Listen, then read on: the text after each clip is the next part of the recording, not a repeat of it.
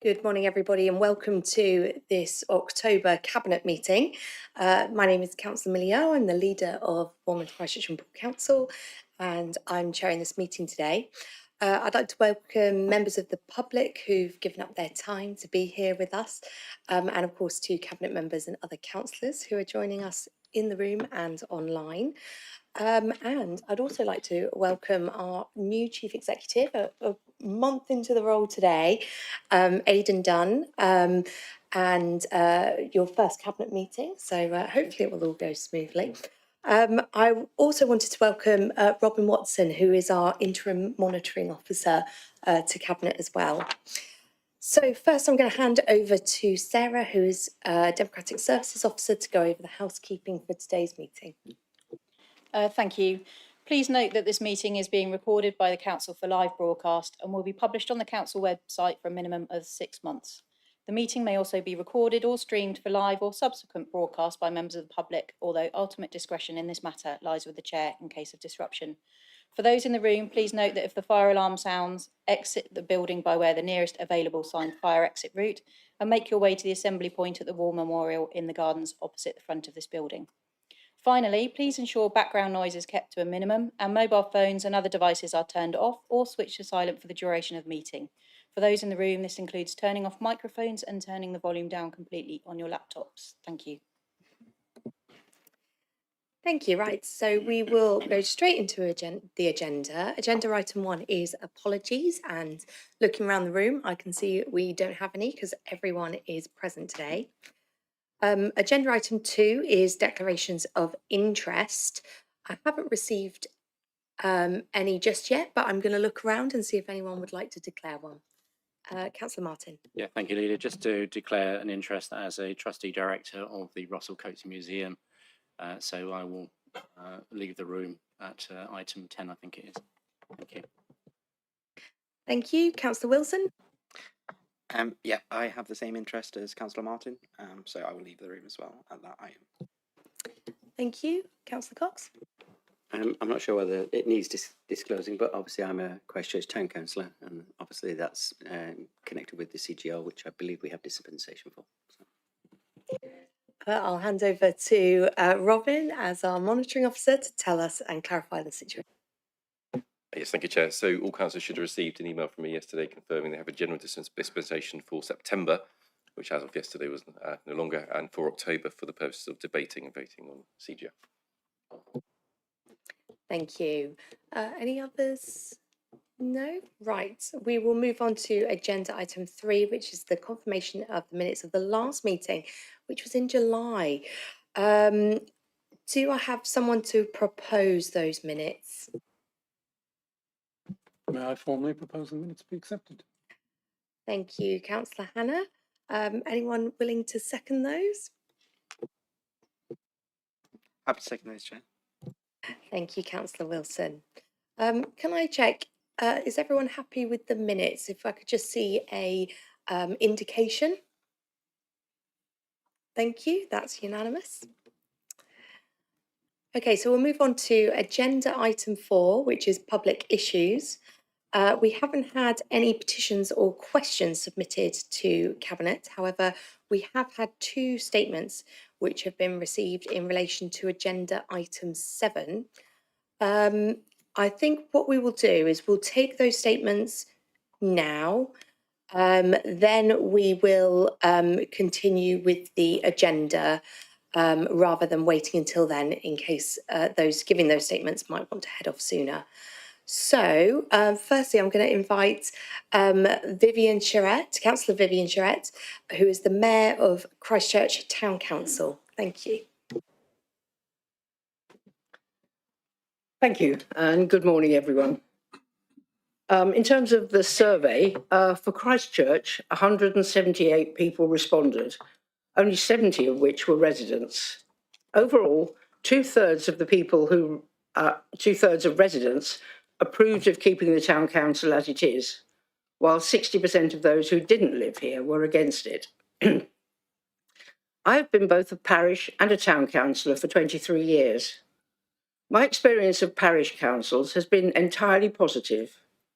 My previous council had existed for over 100 years. It was regarded as a bulwark against the vagaries of the higher councils, and always on their side, and more importantly, created a beautiful and clean town. I believe strongly in town and parish councils. As unitary and larger authorities get bigger and bigger, they move further away from what people on the ground want and need. Parish and town councils are the local face of democracy and deal with the small things that make the lives of residents so much better and more fulfilling. Thank you. Thank you very much. Secondly, I have Councillor Adam Sofianos, who is the Chair of Highcliffe and Walkford Parish Council. However, I understand Adam is not joining us today, so I'm going to hand over to Sarah, who will read his statements. Thank you. Public statement from Councillor Adam Sofianos. For 6 years, residents around Christchurch have enjoyed the many benefits of town and parish councils. Likewise, the 10,000 similar councils across England. However, the offer to extend these benefits to Bournemouth and Poole has triggered an extraordinary campaign of misinformation. This has suppressed rational discourse and clearly affected the consultation results.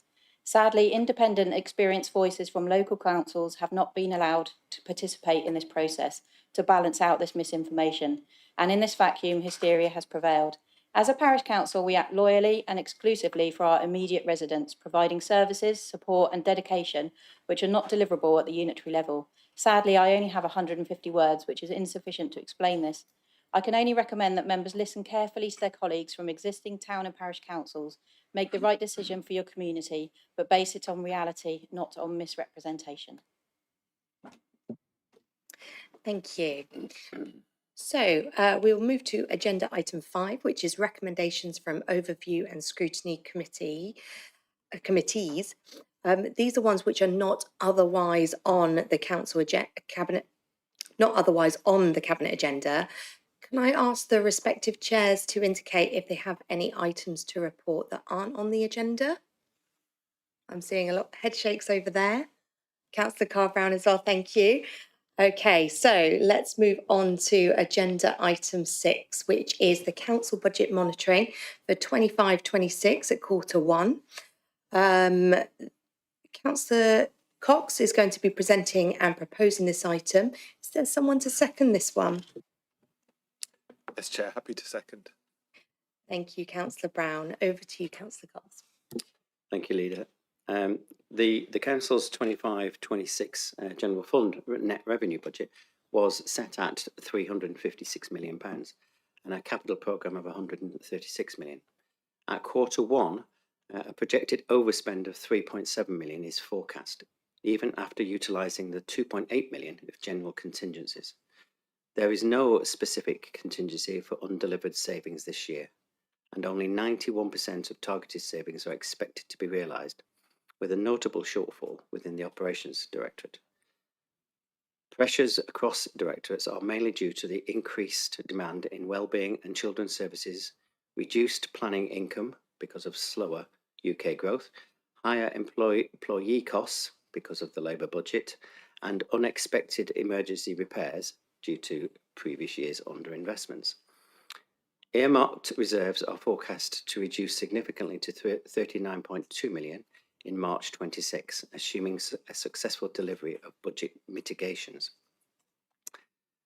The Dedicated Schools Grant, the DSG, remains a significant risk, to say the least, with High Needs Block projecting an £11.1 million in-year overspend and an accumulated deficit expected to rise to £180.5 million by March 26. National discussions continue to address this growing funding gap. This alone represents an existential crisis for BCP. The capital programme has increased to £152 million, primarily funding operations such as highways and coastal defences, which of course most expenditure is covered by grants. The housing revenue account is forecast to be broadly on target, with minor net overspends of £0.2 million and capital investment focused on new builds and maintenance. The report highlights the Council's ongoing financial risks, particularly the unsustainable growth of the DSG deficit, which now exceeds available reserves. Regular budget monitoring and further actions are required to maintain financial sustainability, with continued engagement with central government to find long-term solutions. I want all councillors from all parties to be under absolutely no illusion that the financial position of this authority at this moment is grim. We have no significant reserves to rely on. We cannot afford to have deficits this year or in any year in the near future. Budget pressures from NIC increases, minimum wage legislation, additional responsibilities, central government underfunding, and send interest are overwhelming. In order to balance next year's budget, there will need to be some very, very difficult and challenging cuts to make no mistake, please. As a result of that pretty depressing news, I would want to recommend that Cabinet note the budget monitoring position at Q1 for 25-26. Secondly, agree the capital budget environments set out in Appendix C1, paragraph 2, relating to schemes funded by the Bus Service Improvement Grant and the Local Transport Plan funding. And finally, C, approves the implementation of a freeze on all non-essential expenditure and a vacancy freeze from the 1st of October 25. And until such time as the Corporate Management Board have provided Cabinet members with assurance the forecast outturn for 25-26 is within the parameters of the approved 25-26 budget. Officers should also urgently consider the extent to which savings plans can be brought forward from 26-27. Thank you. Thank you, Councillor Cox. Are there any councillors in the room or online not on Cabinet who wish to speak on this? Councillor Canavan.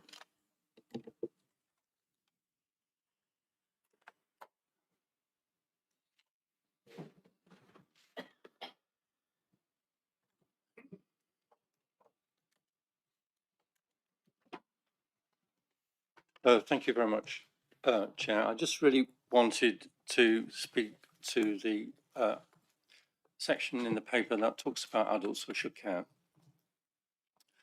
And you'll understand, because of the chairmanship that I hold, that's the reason why I wanted to do it.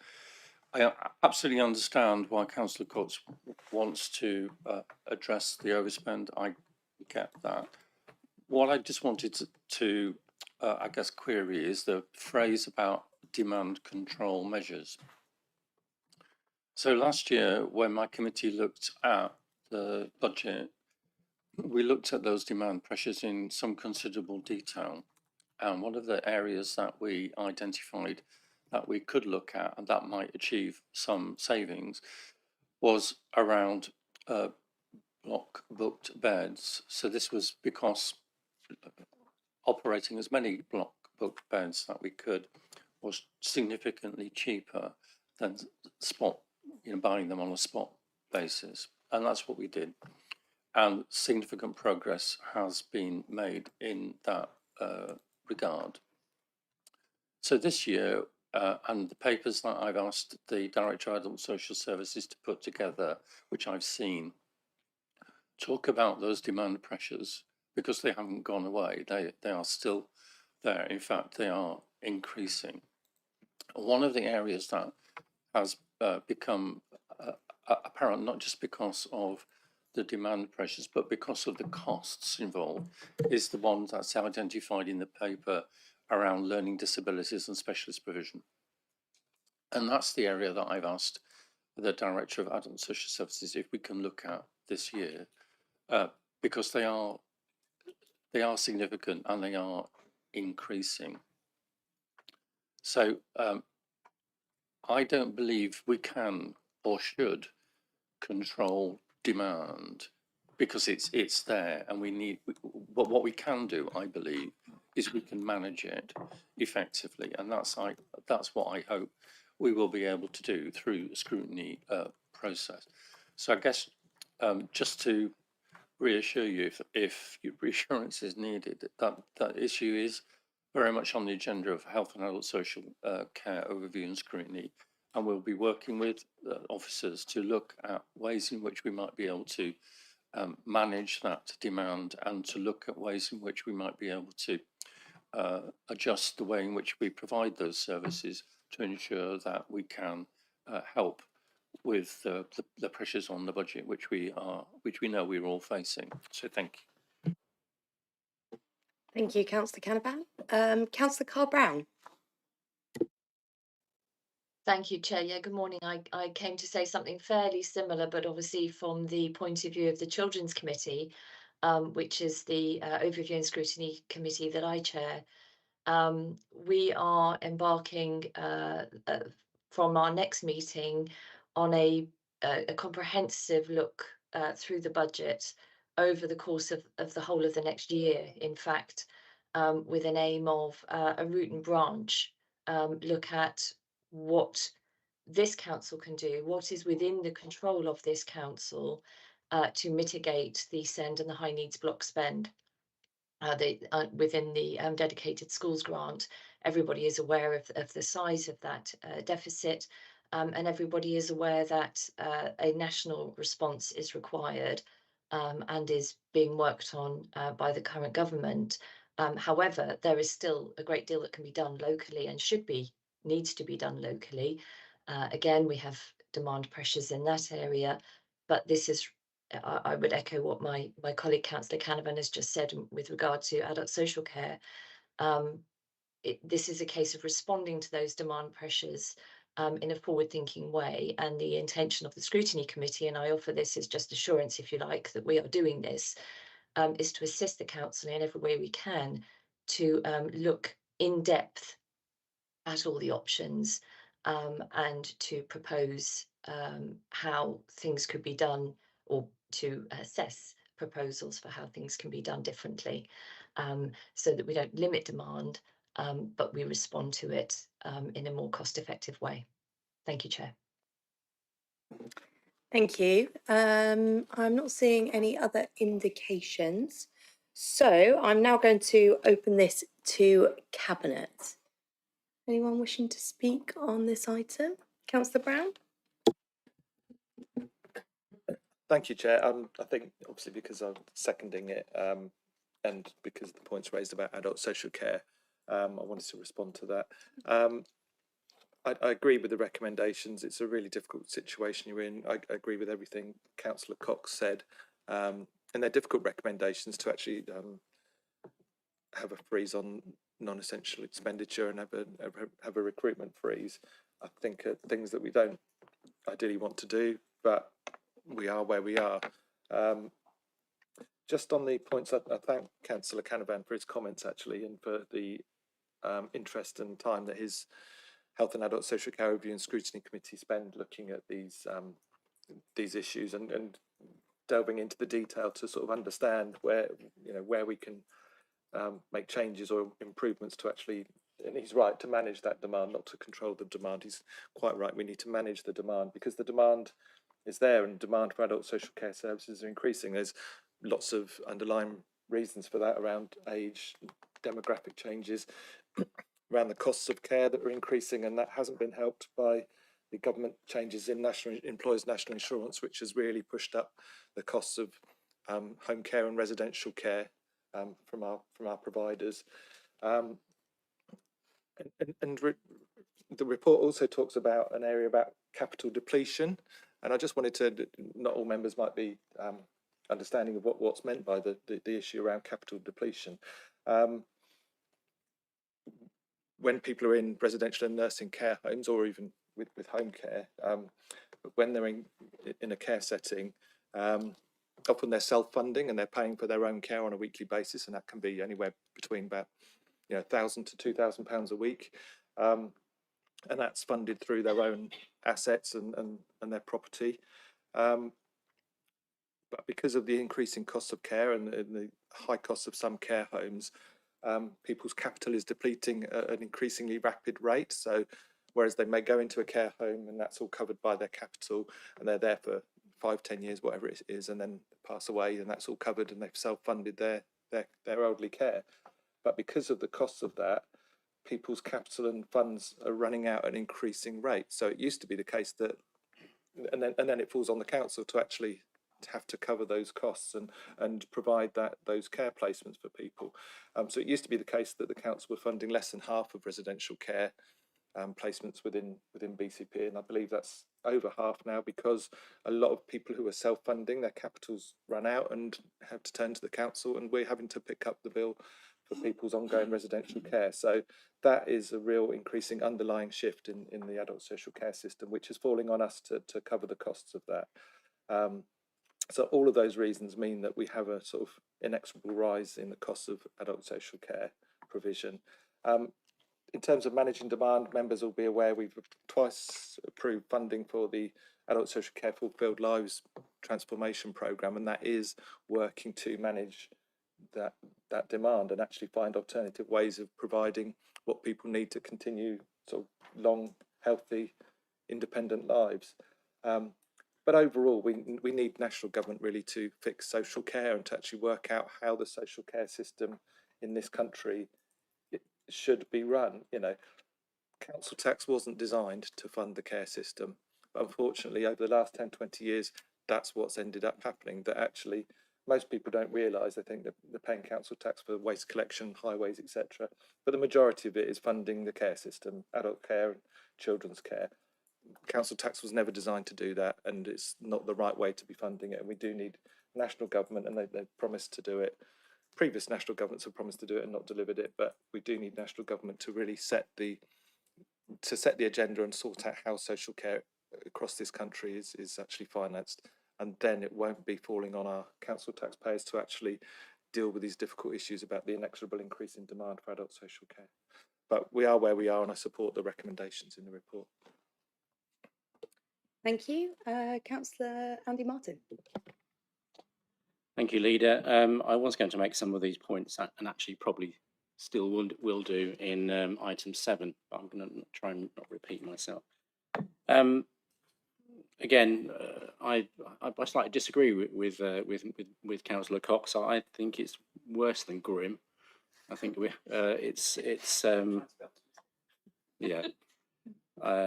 potentially it's disastrous from my perspective. But let's just remind ourselves why we are in this position. We're in this position largely because, and I know they don't like talking about it, but the 14 years or 14 years of Tory underfunding of local government.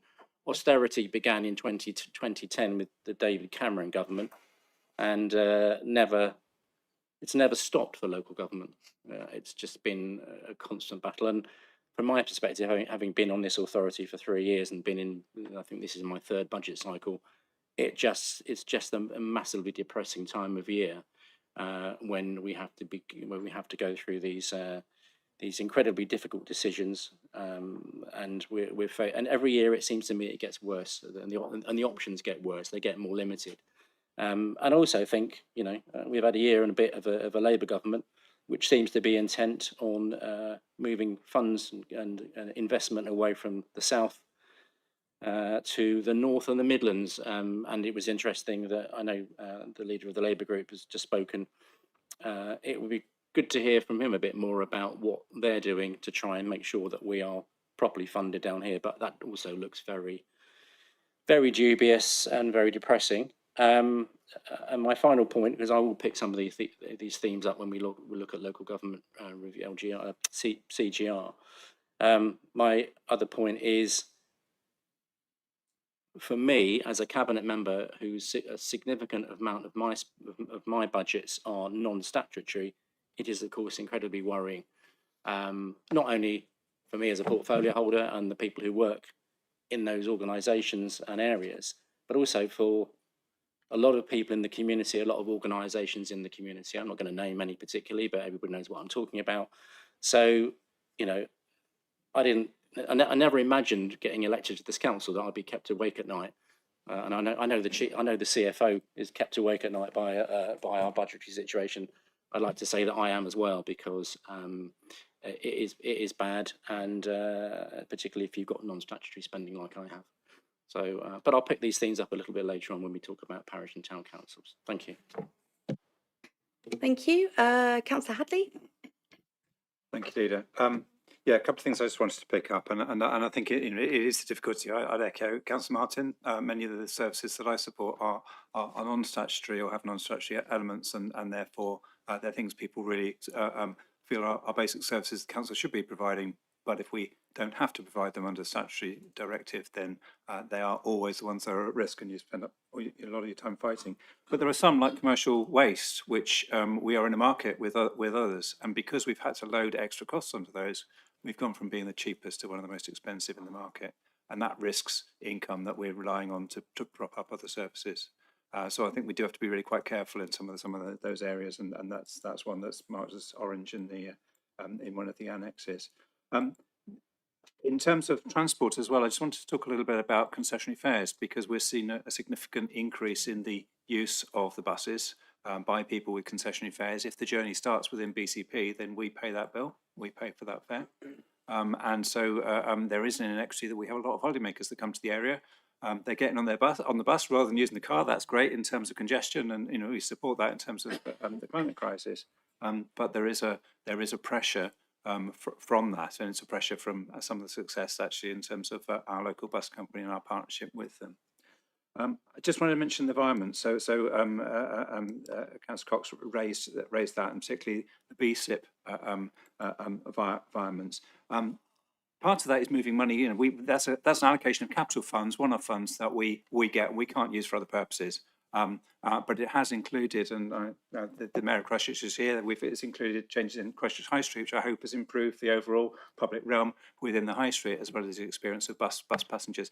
But it's coming under budget, and the budgets on those things are really difficult to judge. We know we need to spend that money near Bournemouth Station and down to Bournemouth Square, and that's where that environment goes. But it's part of that juggling of, and again, Adam's team spend all their time juggling money and trying to make things work and trying to make good things happen, while we are all really quite depressed about the things we have to do and the difficulties we have to do.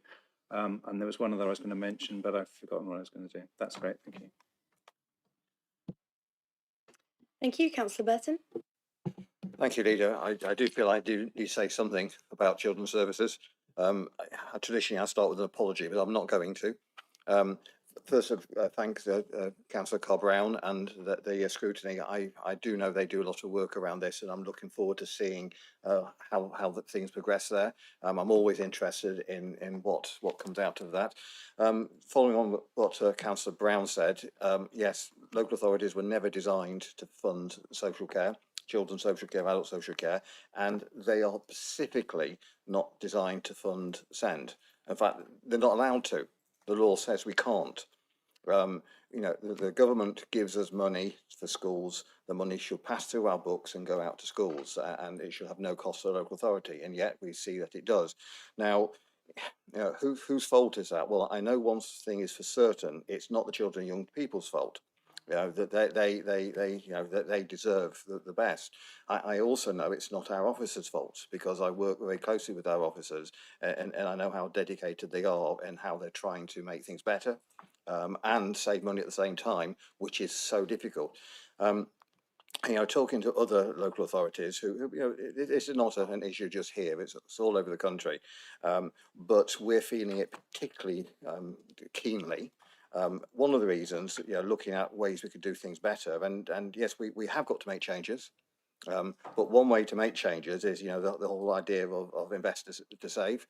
Other local authorities are finding ways to invest to save. We are desperately trying to do the same thing, but of course we have the big problem is we don't have the reserves. So where other local authorities are seeing exactly the same pressures, are going, this is what we can do, and we can spend this money here and to make savings in the future.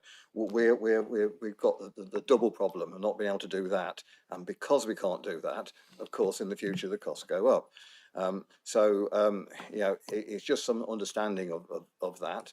Why we're in this situation? Well, I know we could talk about that for hours, but I would just like to reiterate what I said. It definitely is the young people's fault, and it's definitely not our officers' fault. Thank you. I'm not seeing any other indications. I was just going to add a few thoughts of my own. And the first one really is to appreciate scrutiny and the process of scrutiny in this as well. I'm really heartened to hear that councillors are, across different political parties, across the council, kind of understand this issue, and that it's not just about Cabinet as the budget holders and budget setters. This is a council-wide issue, and it's great that every councillor seems to be engaged in this. And as we move into budget scrutiny, I'd really encourage all councillors to be a part of that process. Just to echo what Councillor Burton said around children, obviously deserve and are entitled to the care and support that we provide through our SEND services.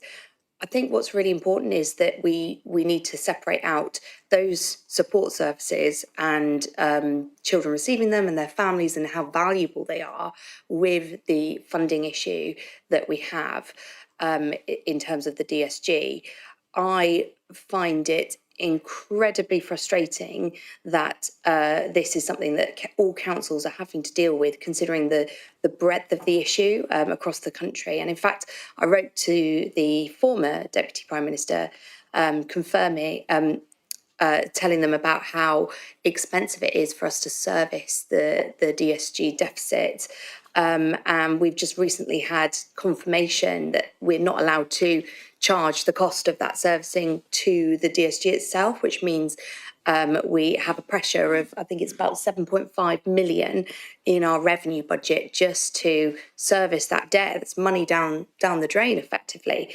But what really angered me was last week when the government announced the Pride of Place strategy, which is basically the new Labour version of levelling up, at a cost of £5 billion.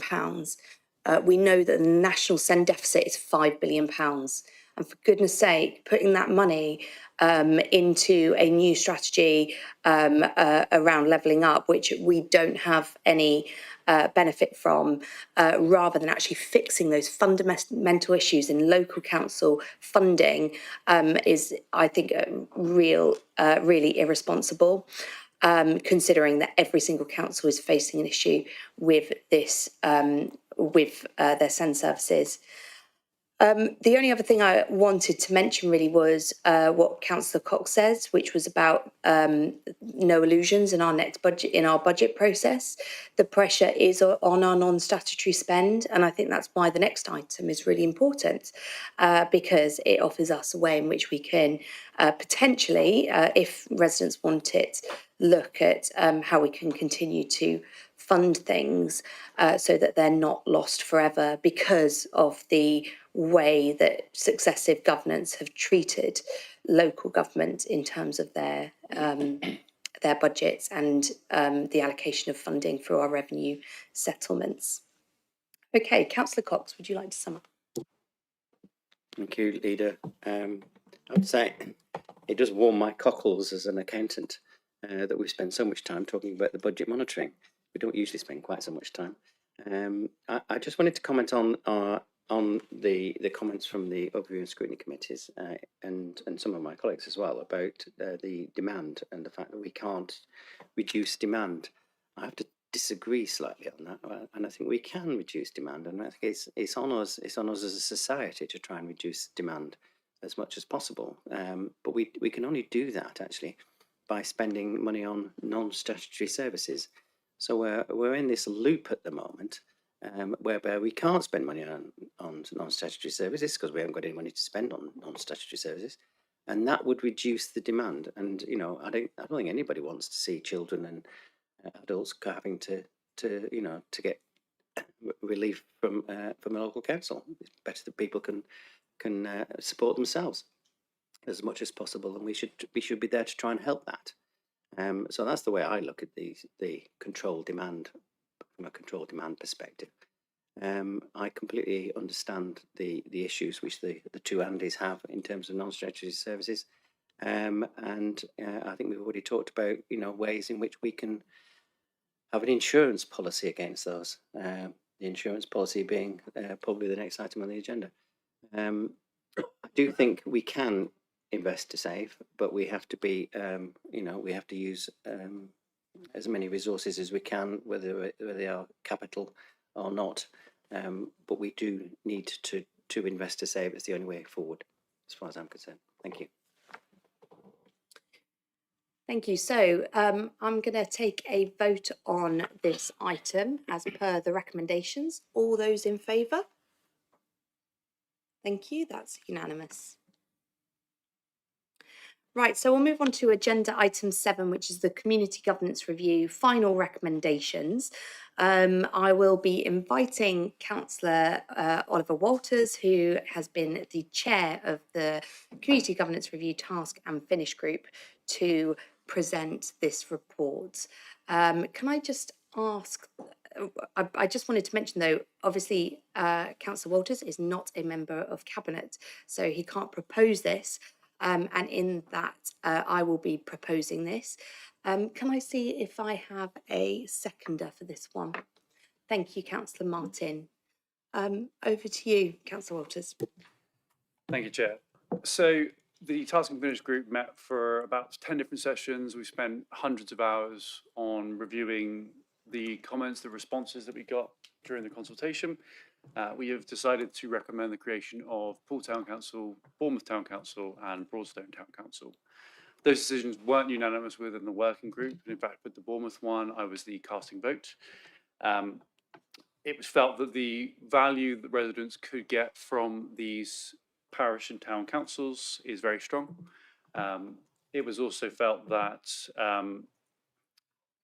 whilst the consultation itself did show there wasn't so much appetite for these town councils, there is very much appetite for change in the towns that we represent.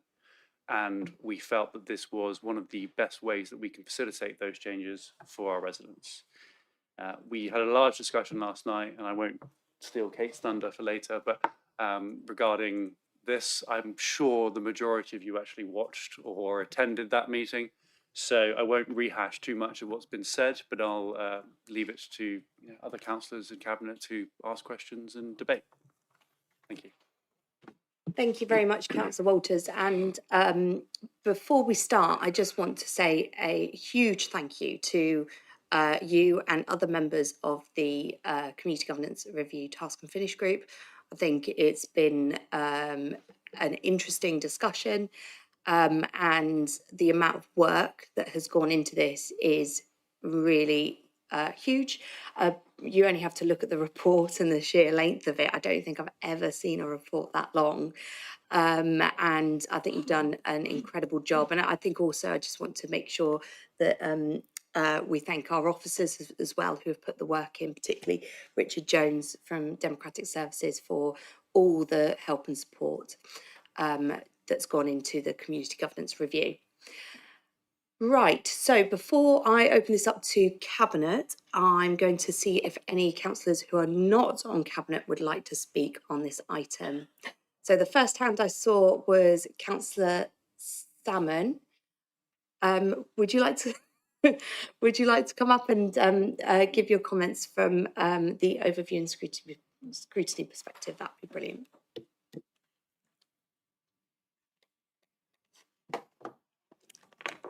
Thank you, Leader, and good morning, everybody. So, yes, I just wanted to give you a brief summary. As Councillor Walters said, I think probably many of you will have tuned in to some or all of last night's meeting, so I won't go on and on. But the Overview and Scrutiny Board held a single item agenda meeting last night to look at the final recommendations of the CGR Task and Finish Group. We all know how noisy the political debate around this issue has become. In the interests of trying to take a step back from some of that noise and carry out good scrutiny, we first heard from two outside speakers who represented the associations of parish and town councils and charter trustee towns. Despite technical difficulties with one of the speakers, it was useful to hear these perspectives on the different options that are under consideration through CGR. The meeting also allowed considerable time for BCP councillors who are not ONS board members to give their thoughts, ensuring that the board received a wide range of views to inform our debate. with 18 non-board members taking that opportunity last night. All in all, we heard from nearly half of all BCP councillors in a single meeting. The board considered the recommendations of the Task and Finish group in sections, as outlined in the written report that you've all got. There was a good level of debate across all sections, and I feel that overall we were able to give the recommendations and the process of arriving at them a good level of scrutiny. The board was broadly supportive of the proposals relating to the existing parish and town councils in Christchurch and Bournemouth, and of the final recommendations not to pursue the establishment of community councils for certain parts of Bournemouth.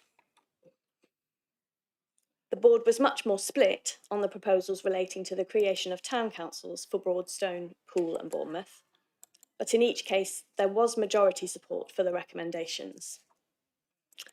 In the case of the Bournemouth Town Council proposal, this was very narrow, with 7 of the board in favour, 5 against and 1 abstention.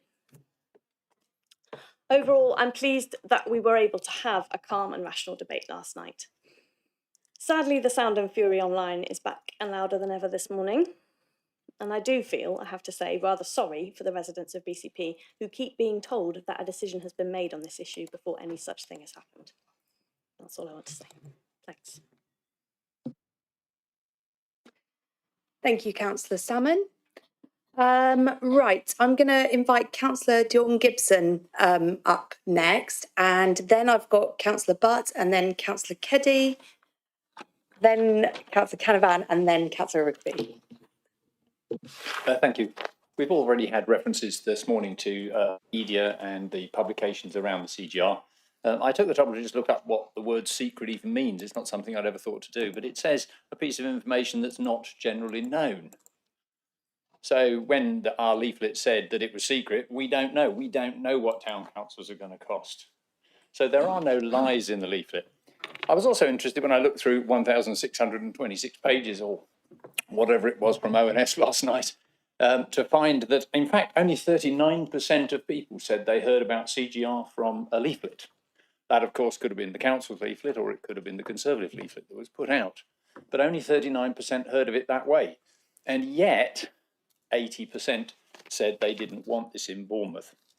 If I looked across what I'll call BCP's public publicity, social media, emails, the website, libraries, press releases, that's how 32% of the people heard about this consultation. And yet, they've made the decision that they don't want this. I think actually there's a lot going on. There's a lot talked.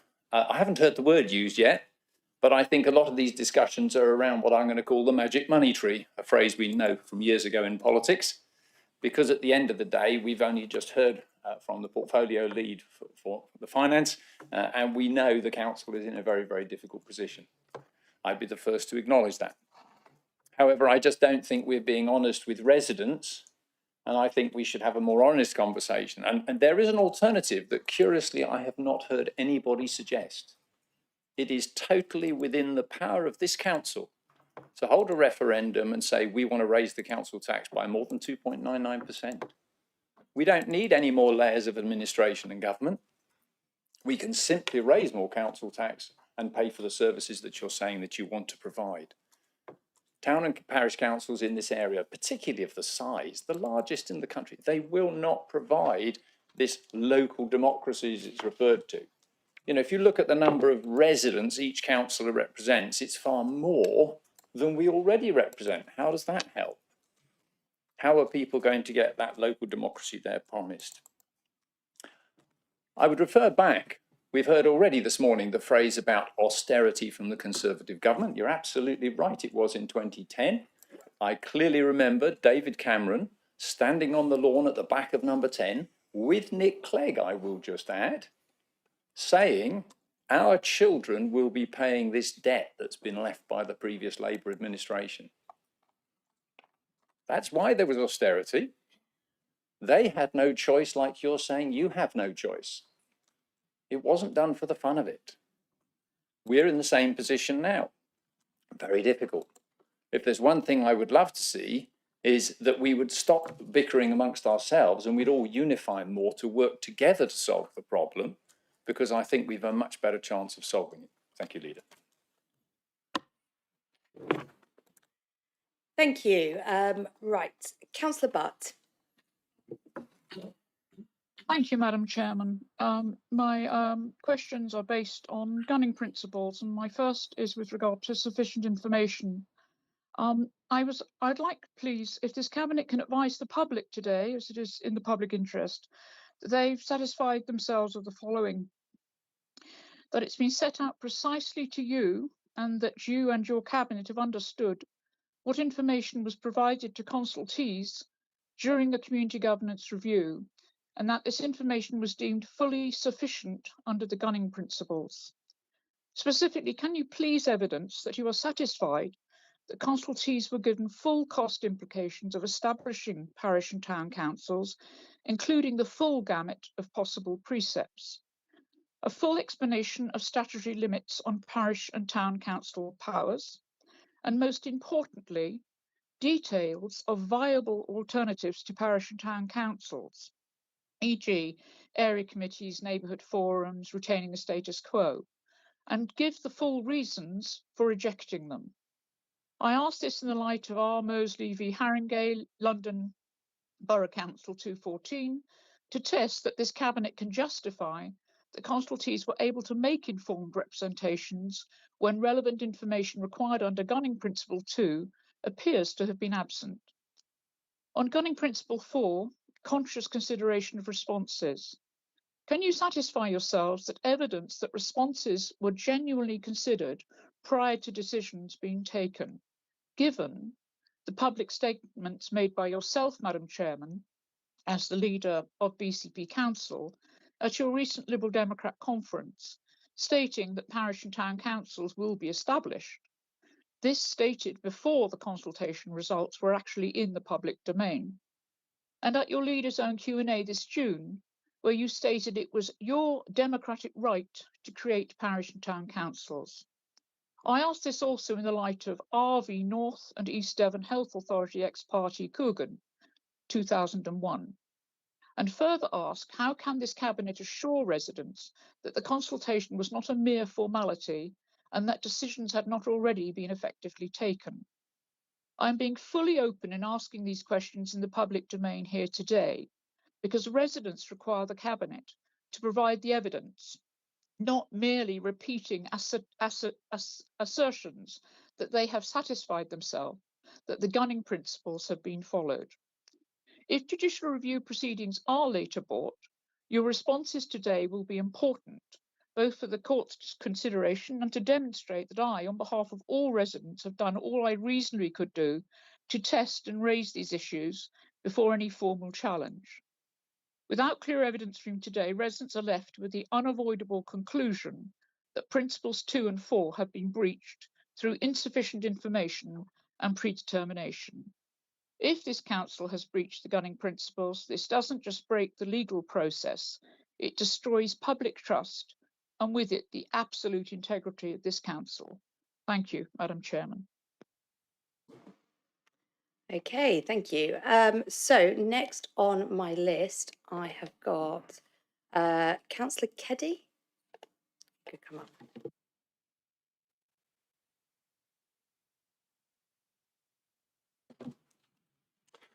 Thank you, Leader. I'm speaking on behalf of my residents in Queen's Park and Charminster. I would like Cabinet to note that Queen's Park and Charminster already has effective local governance. Over the past year, we've been able to attract grant funding to support community projects to the tune of hundreds of thousands of pounds. In the past year, we have launched youth football. We have regenerated our major destination grade play park. We are refurbing our sports pavilion. Our wildlife pond is getting a new viewing platform. All of our green spaces are getting essential upgrades. The model we have with the Neighbourhood Forum and charity has been phenomenally successful. We have been developing a different model to support a resilient community. over the past 2.5 years. An example precept was given at ONS last night for a Bournemouth Town Council of potentially an additional £30 per year in precepts that would yield 1.5 million as a potential Bournemouth Town Council pot, as an example. Divided by 10 wards, that would yield 150k per ward, best case. We are on target to achieve that through our neighbourhood forum and charity. We are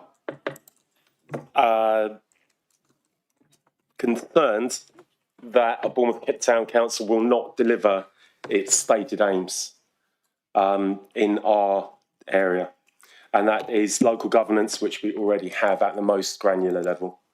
Community cohesion, the proposed town council wards divide our communities. It divides our consulted Queen's Park and Charleston Neighbourhood Forum area.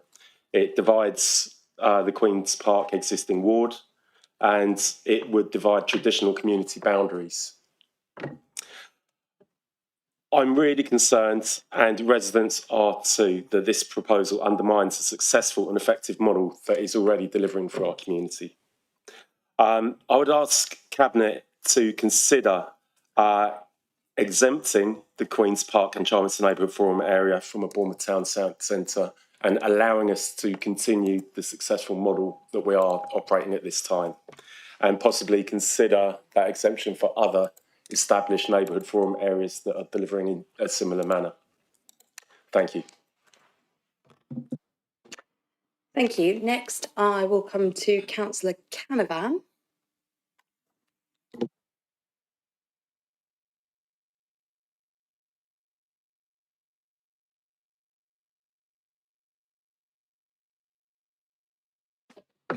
Thank you for the opportunity to speak. Given that I'm sat next to Councillor Walters, he'd be pleased to hear that I would like to thank him for the work that he's done and that the work of the Task and Finish Group did, even though I don't agree with it. I thank them for the time that they have committed to do that work. It won't be assuring from based on what I'm about to say next, but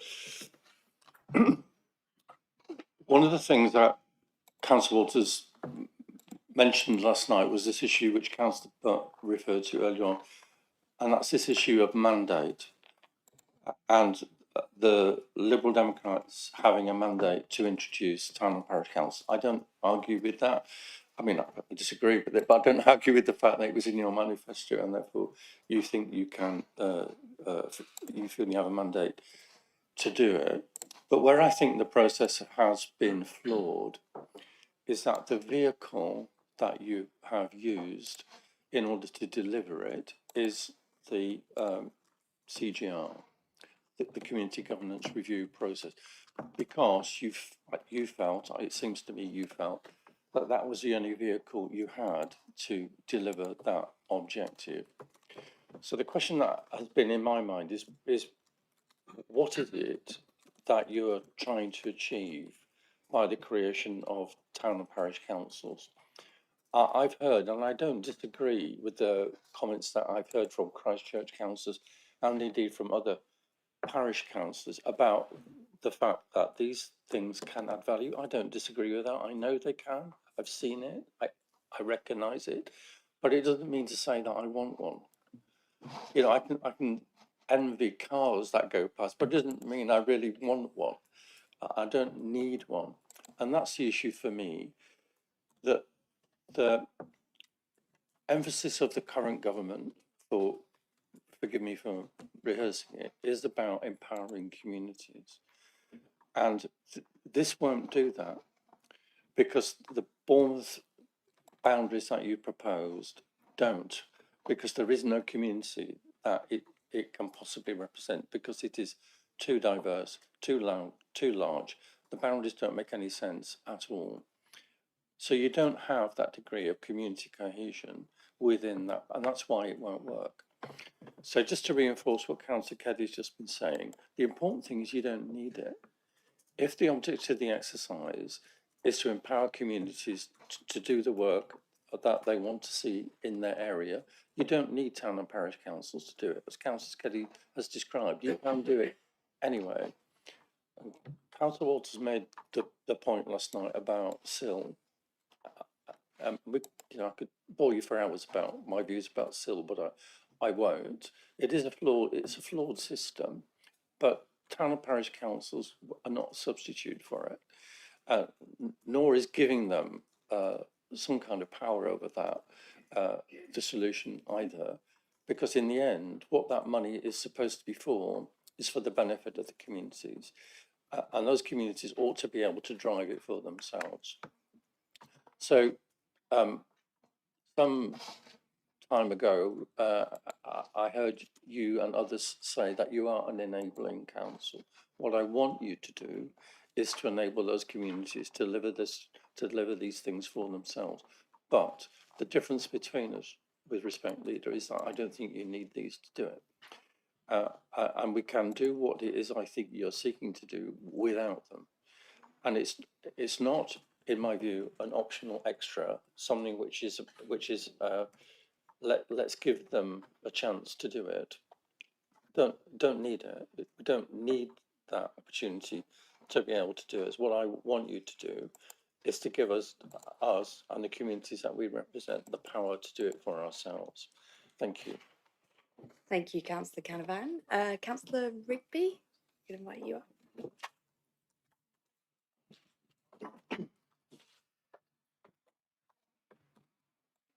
Thank you. I've got a lot I want to say, but I'll be as concise as I can be. I'm generally very frustrated and annoyed and angry about this whole situation, about why we're here, how we've got here, how the consultation was done, but I think I'll take that up with the consultation working group rather than now, and why we're getting a lot of noise from residents who are either very, very angry about this or are apathetic towards this. And there's a balance to be struck here. And I think a lot of it comes down to the fact that we've not been honest from the start about why we're here. The budget monitoring report we just had there, that's not come as a surprise to any of the 76 councillors in this authority. We know this council's struggling. We know the fact that in a couple of years, if not now, we're going to be limited to probably only providing statutory services because there is no money. And that's not for any other reason than the funding system into local authorities is broken, and that needs to be fixed, and it's not being fixed. The money's been stripped away from local authorities by the previous Conservative government, and Labour seem to have absolutely no desire to fix it. So we want to make sure, all of us, I think, every councillor wants to make sure that our towns are good towns, that they have good services, and we're all worried that they're not going to have them. And you come up with a solution, and this is your solution as the administration, is to go for parish counselling. And great, it is a solution where we can drive some money for the extras that we want to be able to provide into each of the town. Do I think it's the right solution? No. You've heard from my colleague, Councillor Keddy. We believe that that's the right solution. Working within communities to deliver this, and maybe in a few years that'll look like a lot of smaller parish councils. And we've always said as Greens that we support small parish councils which are community led, which have people on the ground who want to get involved and are really keen to get involved. The consultation only said that there's going to be 49 people interested in running to be a town councillor in Bournemouth when there's 22 seats available. It's not much of a choice, is it? You know, half of them might want to say, I'm going to run to just resign my seat because I don't want a town council at all. So we need to be more creative. And I think being more creative is looking at these smaller councils. Listening to Councillor Canavan sit here and say that Bournemouth Town Council is big and unwieldy, I agree with him.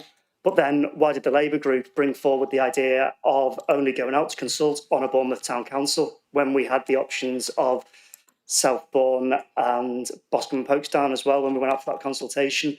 People are being reactive.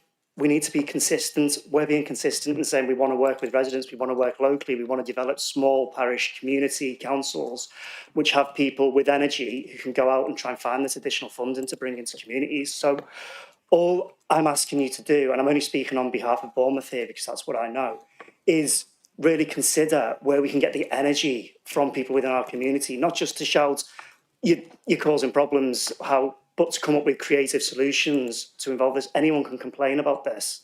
Coming up with creative solutions to drive funding for the things which are really, really important to people is what we need to do. So maybe take a breath and we think about how we can take these small communities and really empower them. Thanks very much. Thank you, Councillor Rigby.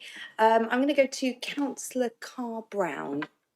I'm not seeing any other indication, so if anyone else does want to speak, let me know, and it will be after Sharon.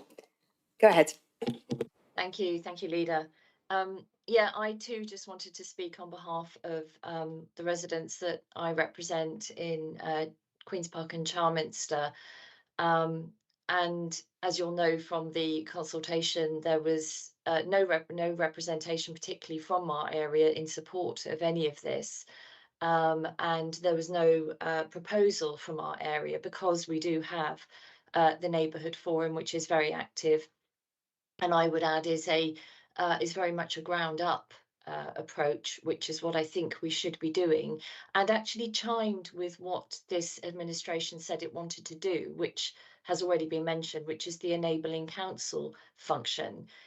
Frankly, that feels like it feels like we're now looking at just another reorganisation, because the enabling, I can't see any evidence particularly of this enabling. I think people are trying, but it hasn't really kick-started, and something that we've come across in Queen's Park and Charminster. I think the neighbourhood forum idea is a better one. I know that what Councillor Walters will say is that you can't do that anymore, but the fact is we've had 2.5 years of this administration where neighbourhood forums could have been proposed. They could have been supported more. That would have fulfilled the enabling council approach that was also stated very early on in this administration. And we didn't see that. We didn't see that support coming forward in anything like anything like the level that was required.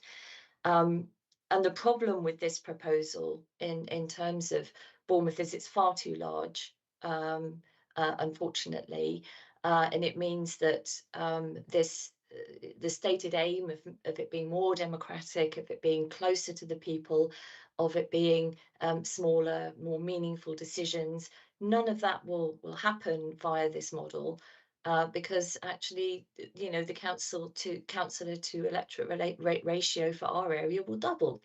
You know, I will be more democratic in that sense than any parish councillor that might be elected for this area. It also divides up our area. It makes absolutely no sense in terms of communities. I cannot see where the cohesion for this vision is going to come from under what we have proposed here. Unfortunately, I think if I thought it would work, I would support it. And the reason I don't support it is because my residents don't support it, but I don't support it because I don't see it working in the way that it is intended. And it is really about money, even though we were told that we couldn't really discuss that and we didn't have any details around it. But it was really about money all along. We knew that, but we were sort of told, no, it's about lots of other things, but no, it is really just about money. So even though I sympathise, I understand the lack of money to do all of the things that so many of us want to do, and we are doing and trying to do within Queen's Park and Charminster via the Neighbourhood Forum. I think that we, as others have said, we needed to find a different model.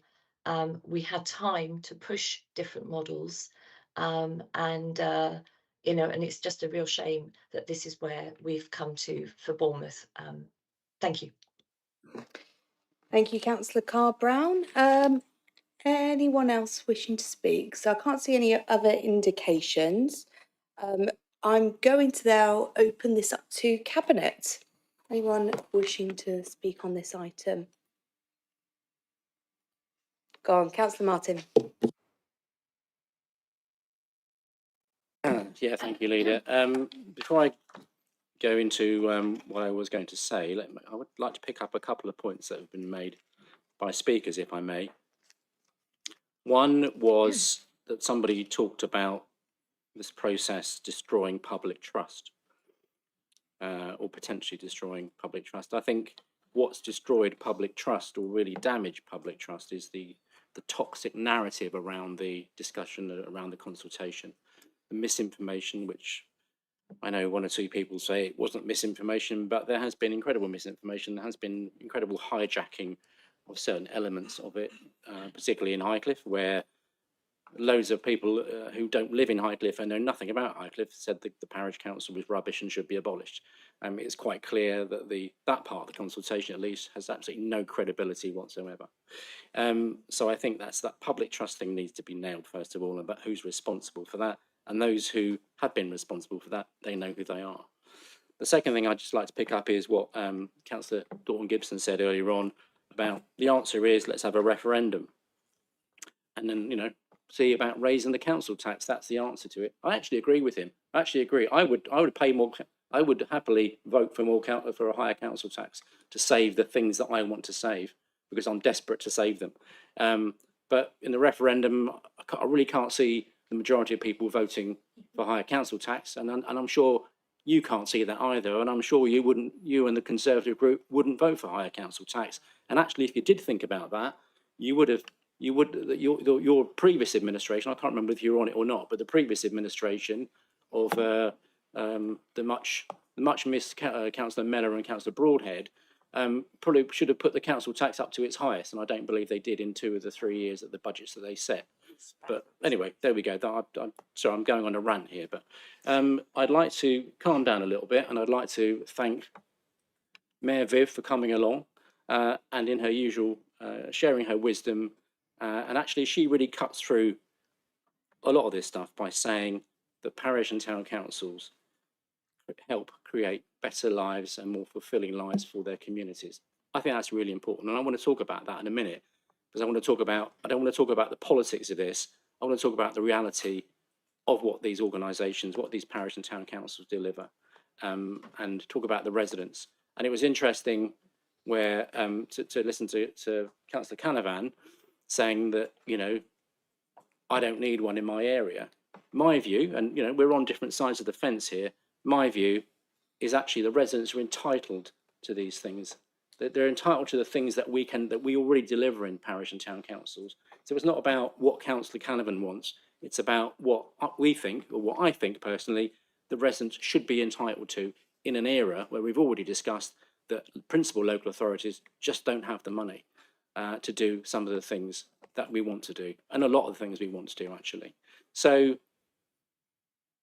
can I just turn away from the politics of this and to the residents? So what might a parish and town council look like? So it might look like a council that puts tens of thousands of pounds into my favourite subject, arts and culture, by delivering arts and food and arts festivals or music festivals that bring 15 to 20,000, 25, 30,000 people into a community to invest and to basically to have a great time. Arts and culture, health and well-being, 2 of my biggest themes. It might look like something that operates play areas and maintains play areas, that maintains nature reserves and open spaces and playing fields. It might look like something that invests in arts and culture in another way by enabling, for example, investment in things like Parkinson's projects. So in an area where there's a really elderly population, that's a really massively important project, which you might think is quite important. It might be something that can fund Christmas trees, Christmas lights, Christmas festivities, and it might be something that runs allotments. And there's so much more. I could go on, but obviously I've got a time limit. And it also could be something that looks far its own limited area, and I say that waving something that and you can tell by the colours of the flag what that is, can help people way outside the area of its operations and responsibilities. So, and as my fellow ward councillor said at overview and scrutiny I'm jumping ahead. It could do all those things, and in fact, in Highcliffe and Walkford, where I've been privileged to be the vice chairman of the parish council for 6 years, it does all those things. All those things and much more, which I don't have time to talk about. And as my fellow ward councillor said last night at scrutiny, That costs £32 a year. So obviously, I'm a massive advocate of parish and town councils. I understand some of the concerns about size, but actually, to me, it's the principle about what they can deliver. And if councillors, don't want parish and town councils in their area, then that's up to them. I think they'd come to regret it. And I believe they will not be serving their residents in the best way they can by not supporting them and not being able to deliver those services. And I do hope if some of these proposals don't get through full council in a couple of weeks' time, that none of you who don't want to support this come back and start moaning in 2 or 3 years' time that you haven't got this, you haven't got that, and you look towards Christchurch and say, I can see Christchurch Town Council, Highcliffe Parish Council, Herne and Burton all delivering these things. I think you'll let your residents down. That's just my view. So, thank you, Leader. Thank you, Councillor Martin. Councillor Moore. Yes, thank you, Leader. Well, residents are clearly very concerned that a town council will cost too much money, despite reassurance that the costs could be kept low, especially in view of the very large tax base a Poole Town Council would have. Sadly, the dreadful, wildly inaccurate accusations being made via leaflets and social media were clearly too extreme and made too frequently to be ignored. And it can be seen from many of the inappropriate and inaccurate comments that a number of residents were unable to make an informed decision based on facts. It's my opinion that the community governance review was ruined by the sharing of this misinformation and the fear-mongering. I think as a council, we have the right to expect a community governance review that is a formal government-prescribed review to be treated with more respect by all members. It's already known that as unitary and larger authorities get bigger, they move further away from what people on the ground want and need. Parish and town councils are the local face of democracy and deal with the small things that make the lives of residents so much better and more fulfilling. This is where town and parish councils come into their own. It's the everyday things that matter most to residents, and parish and town councils can both support and empower their communities. Well, I live in Poole and I want to speak on Poole, and having a Poole Town Council would give us the opportunity to elect a Poole Town Mayor rather than the current Charter Trustee Mayor with Poole-based councillors as Charter Trustees. Charter Trustee status was sold to us at LGR as being much the same as having a town mayor and council, but this was incorrect. And we now found Charter Trustee status to be completely ineffective and actually not fit for purpose, because we have no legal rights to do anything useful like organising public events which celebrate or commemorate Poole's history. Charter trusts have been described as parish councils with no powers. So replacing the charter trustees with a town council would immediately enable better support for civic and community events. Transferring the existing precept to a new body is not creating double tax, as critics complain, and neither is it creating a new tier of councils. What it will do is enable better support for civic and community events and some of the non-statutory things that BCP can't cover or go beyond providing the basics. Things like more Christmas lights, real Christmas trees as we used to have, and more Poole-centred events, more seating, more everyday things that matter to Poole's residents, and a town council would restore civic pride and identity and help ensure Poole stays a beautiful and vibrant place to live. Thank you. Thank you, Councillor Moore. I'm going to go to Councillor Burton and then Councillor Herrick. Yeah, thank you, Chair. And I must admit, I wasn't going to speak to this because so many people have said so many things, but I just wanted to pick up a couple of things which sort of chimed with me with what's said. First off, maximum council tax rise, 2.99% was mentioned by Councillor Dalton Gibson. If I remember rightly, we do have social care in BCP, and therefore our maximum rise is 4.99%, I believe, for exactly that reason, for what we've been hearing today, because we have social care. Now, in the previous administration, they decided not to put it up by that amount. which means that every year now we're getting less and less because it's multiplied up each time, which puts us at a huge disadvantage. Yes, the idea of having a referendum to put it up higher is one possibility. But of course, if that money got put into BCP Council, we know where that money will go. It will go into the social care bit because that's the bit which is costing us the money. You know, talking to my residents, and I must admit, in my ward, there hasn't been quite the conversation which has been in some areas about town and parish councils. But I do know the things that they like to see. Residents talk to me about, and I know that all these sort of things, which they say, why can't we do this now? Why doesn't this happen? You know, if you go somewhere and you see Christmas decorations, you know, you can bet your bottom dollar or bottom pound or euro that it's the town and parish council who paid for that. If you see nature reserves which are being properly managed, that's going to be town and parish council. If you see road verges which are being cut neatly around junctions, that's likely to be town and parish councils. If you see youth clubs which are being run by the local people, that's likely to be town and parish councils. Now, you know, listen to the debate that's been going on. It sounds like we are trying to do something which isn't done anywhere else. Now, I don't know if you can see, I don't think I can share, that is a map of town and parish councils locally. You know, each one of those little pink areas is a town and parish council. You know, you can see, you know, in the room, there's a little gap here around BCP that we don't have. There's a little bit, we can see the ones that we have over in Christchurch. Now, those town and parish councils do all those things, plus, of course, they can raise money from other places. You know, lottery funding is available to town and parish councils. It's not available to BCP. So all those areas around us are getting other money other than their council tax precept to do the things they want to do that my community can't do, and have no choice in that. Now, yes, there are other ways forwards for doing this, but you know, you can see the rest of the country. And if I was to zoom out, you'll have a look. The whole country would be pink, you know, except for a little few spots where they don't exist. If it works for other people, surely it can work for us here.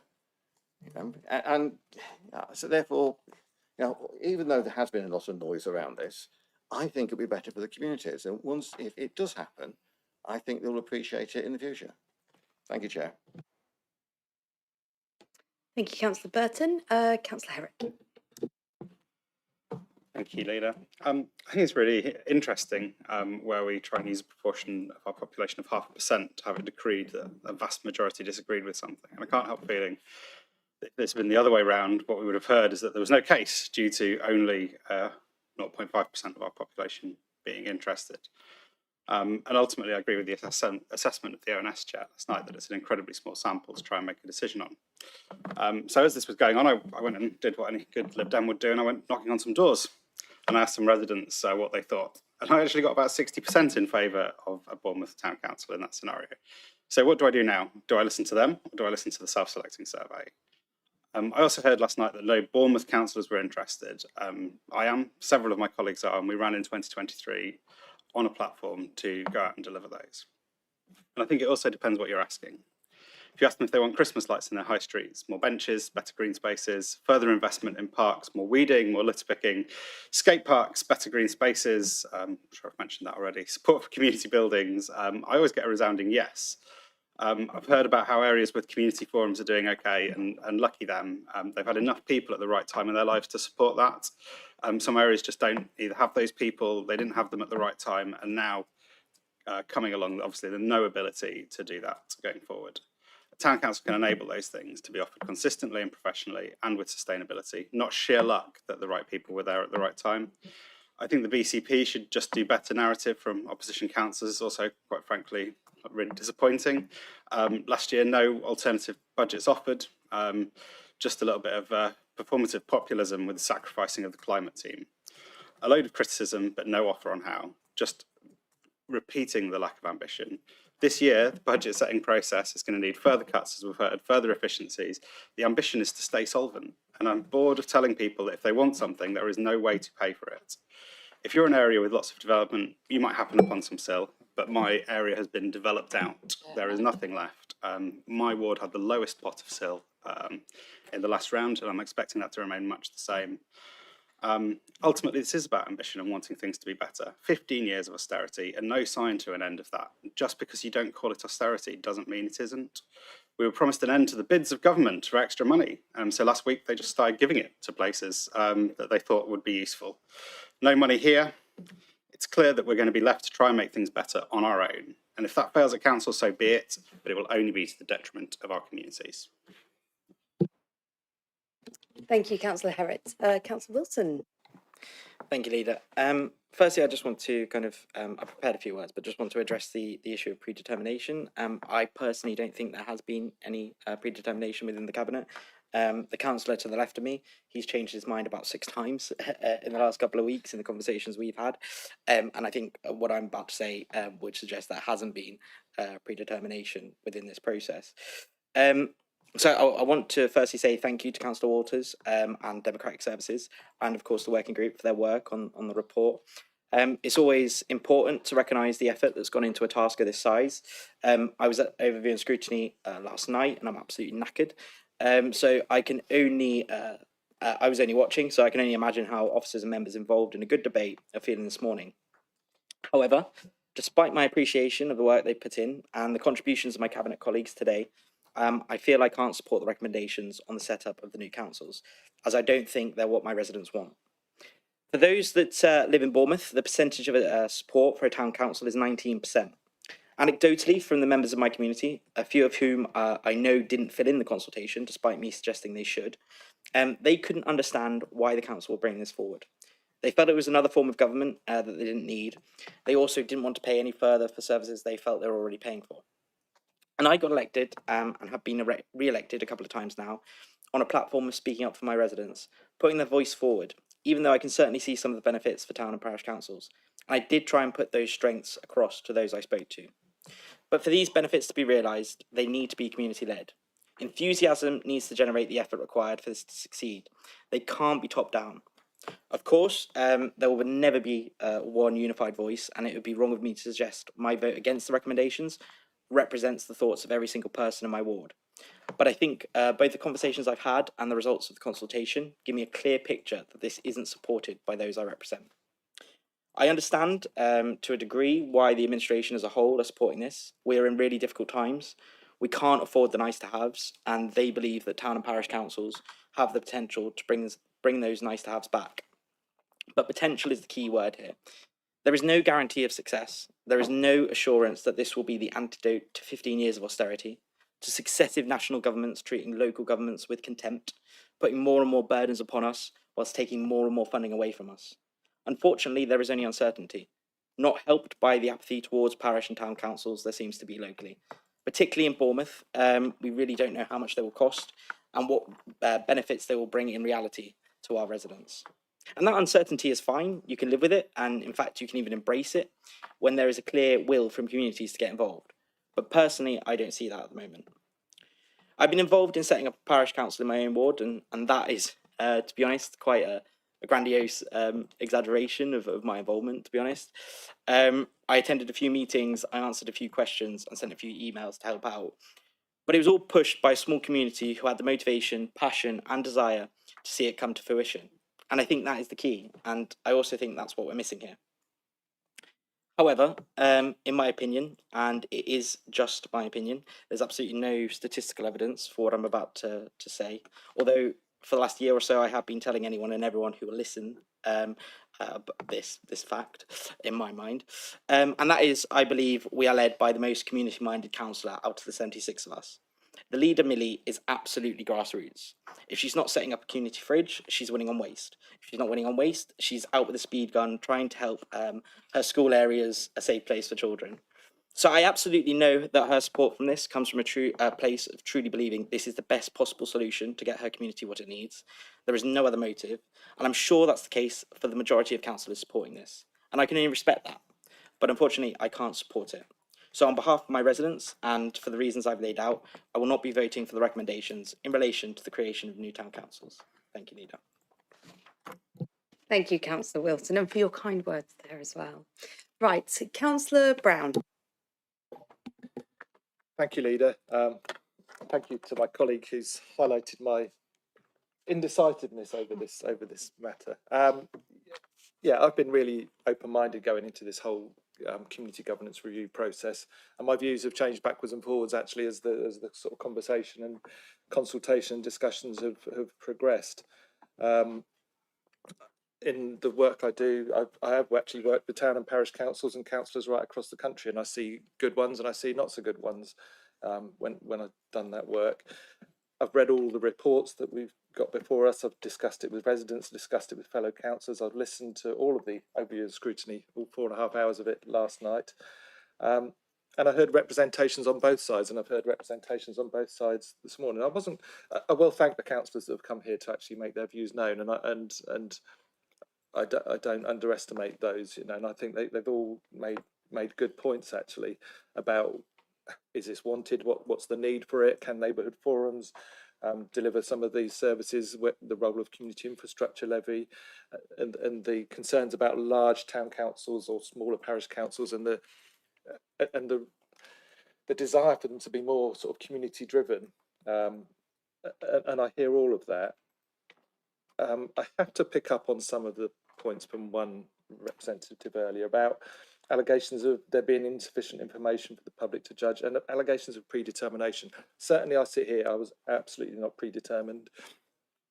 None of my colleagues that I know were. There's maybe some people are predisposed to sort of favouring these things, but certainly everybody's listened to the debate and listened to the consultation. And to be clear, you know, if there seem to be sort of threats or suggestions of judicial review, well, if anybody's listening to this, you know, I find those allegations of predetermination coming from the person who's done most of all councillors to misinform the public and completely undermine the public consultation process. I find it really rich that those allegations are coming from the person who's done their most to undermine this consultation.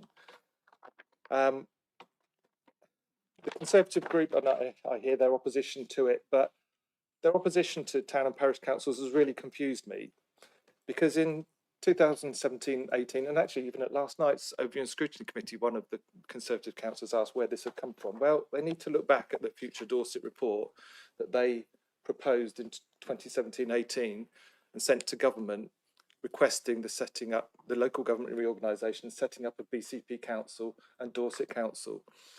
And at that time, and I will quote from it, and it even has a picture of the current opposition Conservative group leader in the front of the brochure.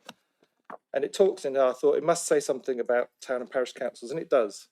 And it said the new council, so that's Dorset and BCP Council, would be better placed to work with town and parish councils, embracing proposals for future new town and parish councils. So in 2017-18, the Conservative group were embracing proposals for new town and parish councils, and now they seem to be opposing it. So they'll forgive me if I actually dismiss a lot of their opposition, because their opinions on this matter seem to just sway with the political wind and can't be relied upon. 1 minute they're one way, embracing them, next minute they're total opposition for it, and they're telling the public it's a terrible thing. So I'm afraid it's totally undermined their opposition. For me, I do hear a lot of requests from the public about local services. And I get quite a lot of people saying, oh, I've been down to Weymouth, I've been to Swanage, Wimborne, Wareham, saying how good the public toilets are there, what good facilities they've got, why can't we have this in BCP? Well, without fail, all of those things that people point to me are delivered by the town councils in Wimborne, Wareham, Weymouth, Swanage. And that's why we can't have them in BCP, because we don't have town councils in Bournemouth and Poole. I hear the Kinson councillors actually complain every year about the lack of Christmas lights in Kinson. I wish they would realise that that's the bread and butter of town councils.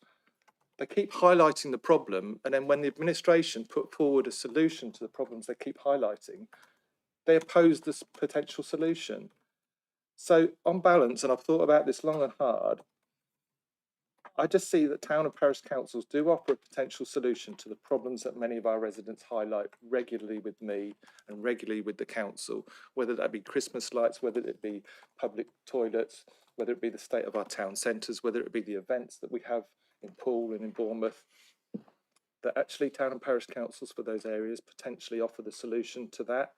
So on balance, and having considered everything, I'm actually in support of the proposals that have been made that came through the Overview and Scrutiny Committee last night. Thank you, Councillor Brown. Councillor Hannah. Thank you, Leader. Can I say, first of all, that I was privileged to be a member of the Task and Finish group. So I therefore know better than most around the table just how much work was put in by the Chair, Councillor Walters, and by Mr. Jones as the Head of Democratic Services in offering advice, support, and in preparing the report. So thank you to both of them and to Mr. Jones's team. They did an excellent job. Unsurprisingly, since I voted as a member of the Task and Finish group for these recommendations to come to Cabinet, I will be supporting them. But can I bring us back to the actual report and the way in which it summarises the consultation itself? Because having attended Overview and Scrutiny last night, I was concerned that there was a lot of criticism of the recommendations based on the assumption that we had not listened to the majority of residents. And some councillors even quoting headline figures for how many in different areas were for and how many were against. And I want to emphasise that that was not the role that the Task and Finish group undertook. The purpose of the consultation was to elicit the issues that residents had.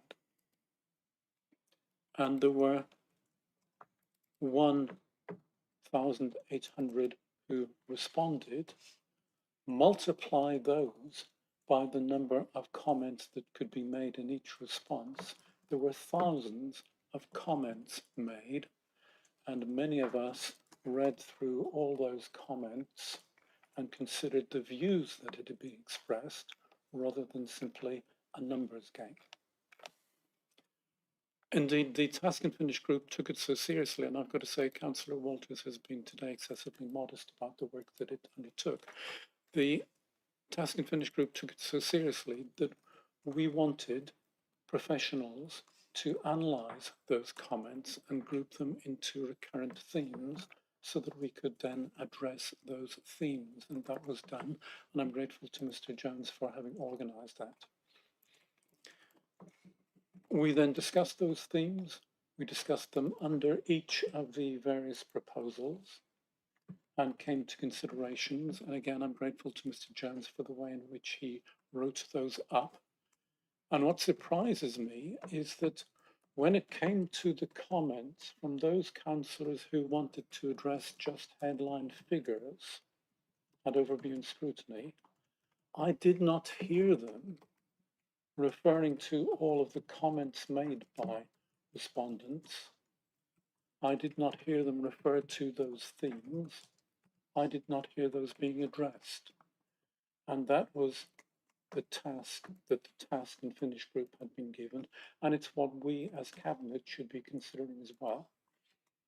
And if I exemplify that, I won't go through each of the proposals and each of the areas that was considered, but if I exemplify that in the context of Boscombe and Folkestone, with just a couple of paragraphs, paragraphs 135 and 136.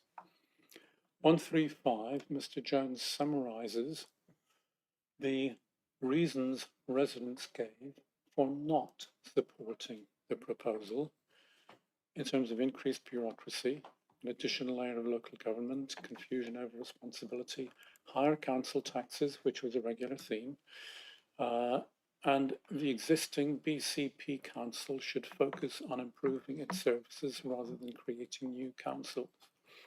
And to a certain extent, I actually agree and wish we could do that, but we've already had various people commenting on the financial difficulties that prevent that from happening. And then the following paragraph were the views of residents from Boscombe and Folkestone who expressed agreement, and the themes there were bringing positive changes and benefits to the community, managing local issues, providing better representation, improving the area. The benefits of having a dedicated local council would outweigh the costs. The current BCP council was overstretched, and a local council would be more responsive to the needs and aspirations of the residents.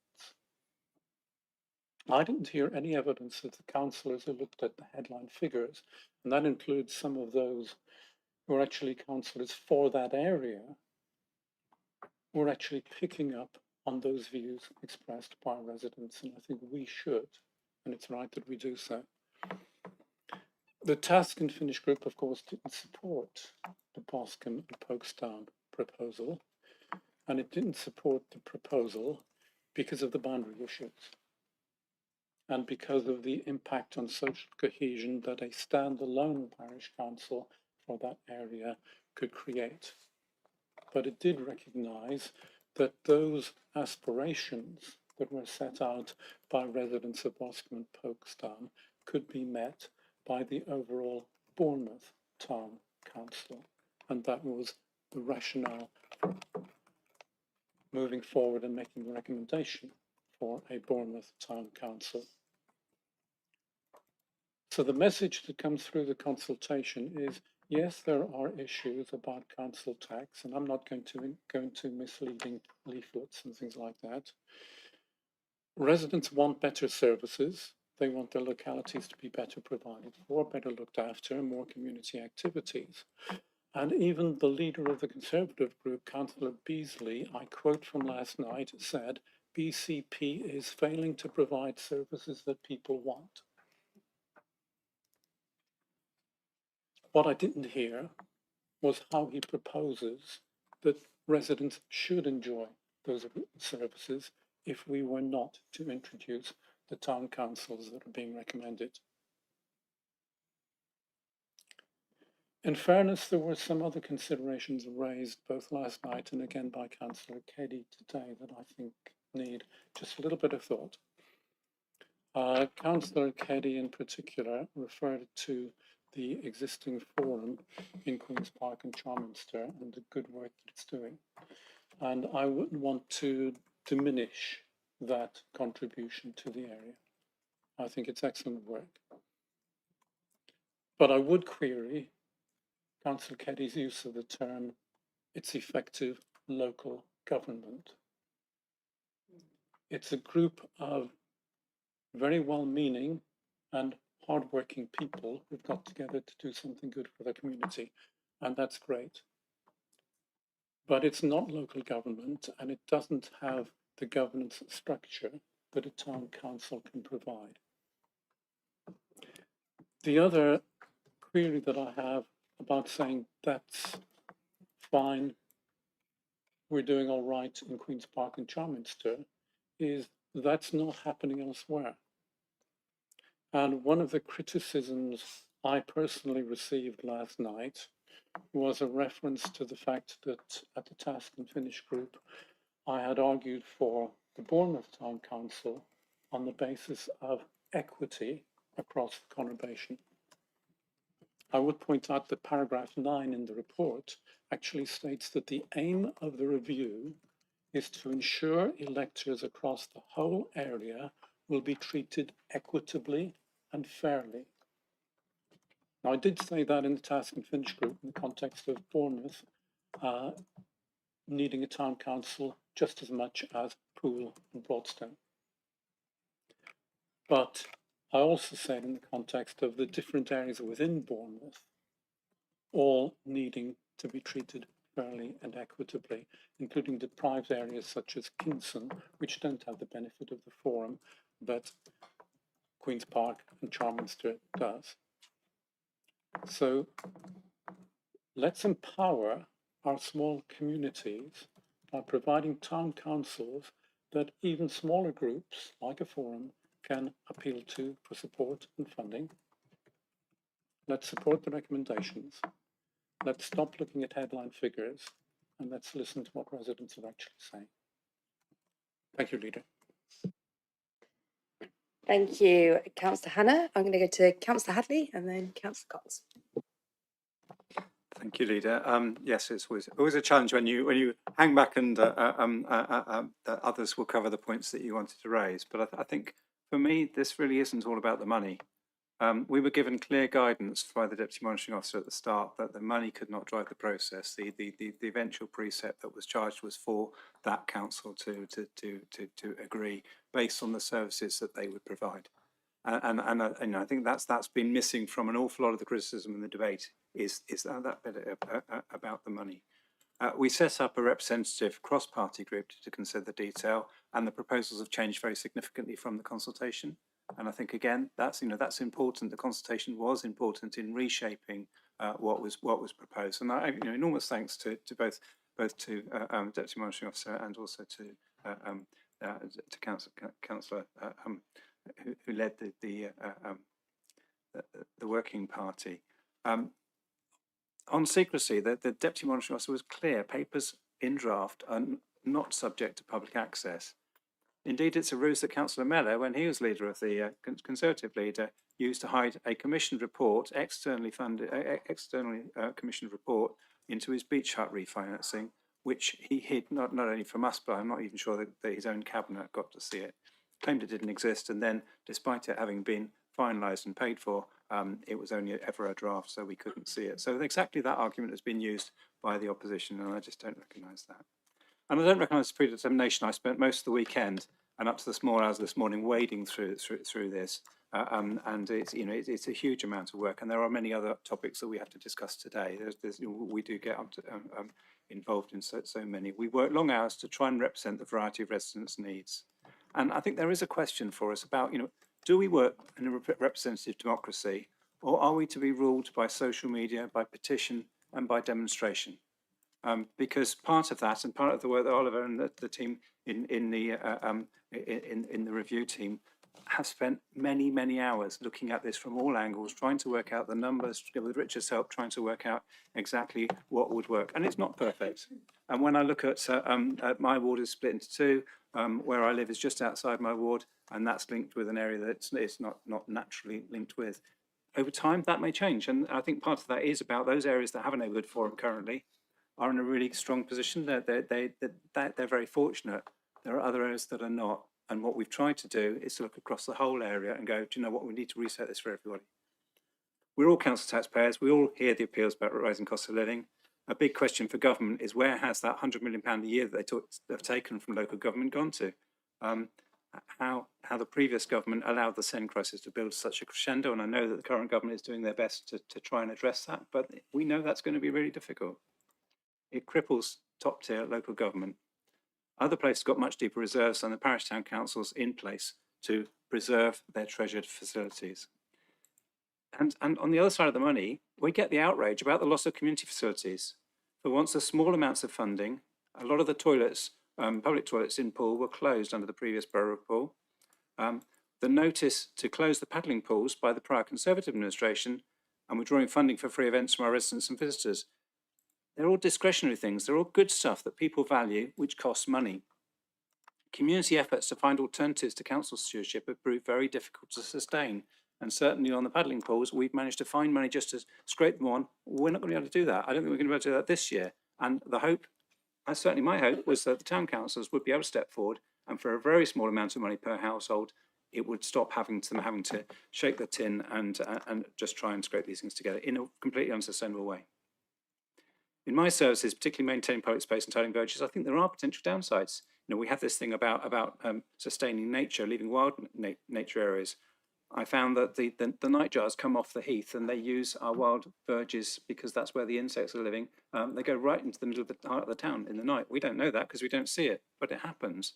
And potentially a smaller town council could come along and go, well, we want nice, neat, tidy verges. So there'll be debates to have and concerns to have. I'm an independent councillor. I'm not a Lib Democrat, and this is an alliance administration.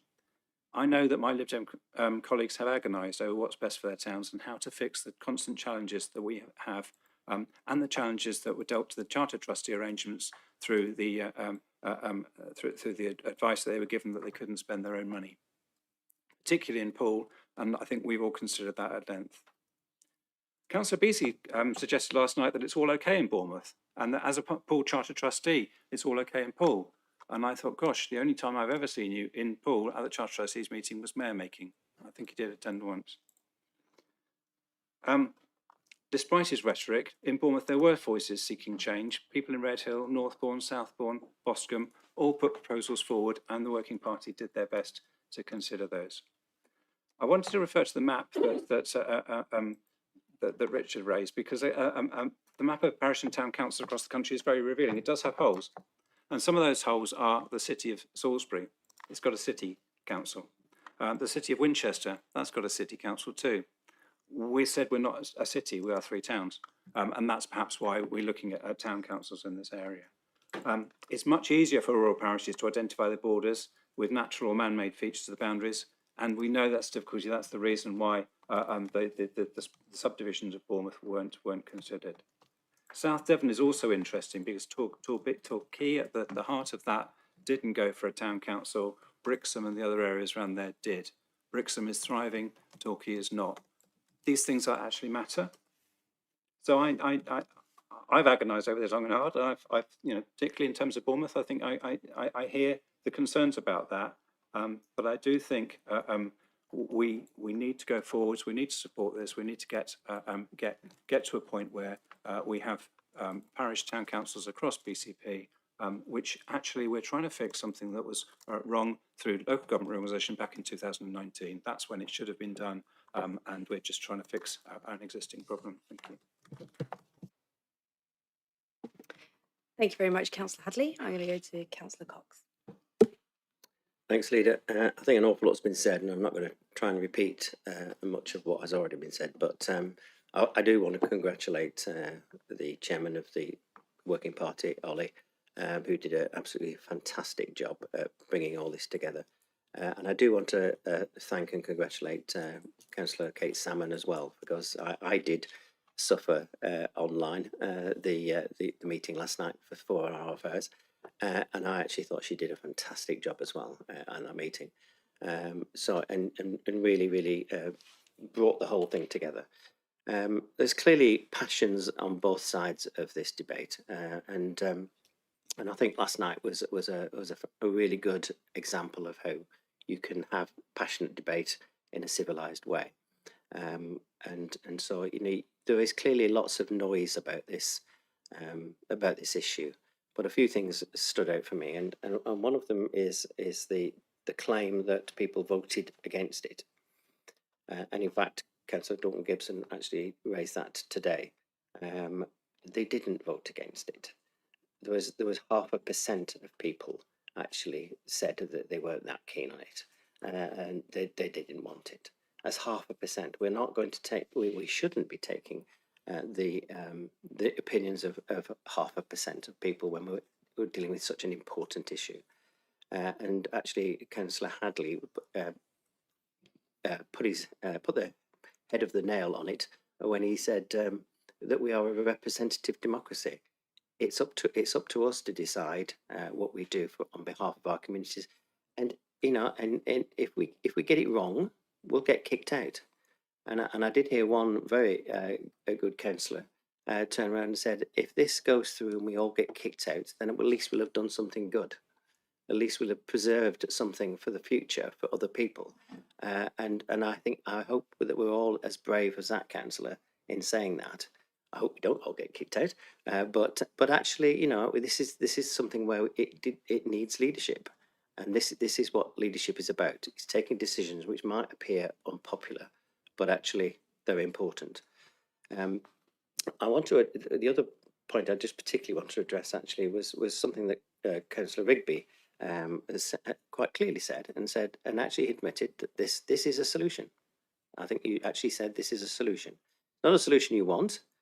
And frankly, I can understand that. I sit on a town council. I know what being on a town council is like.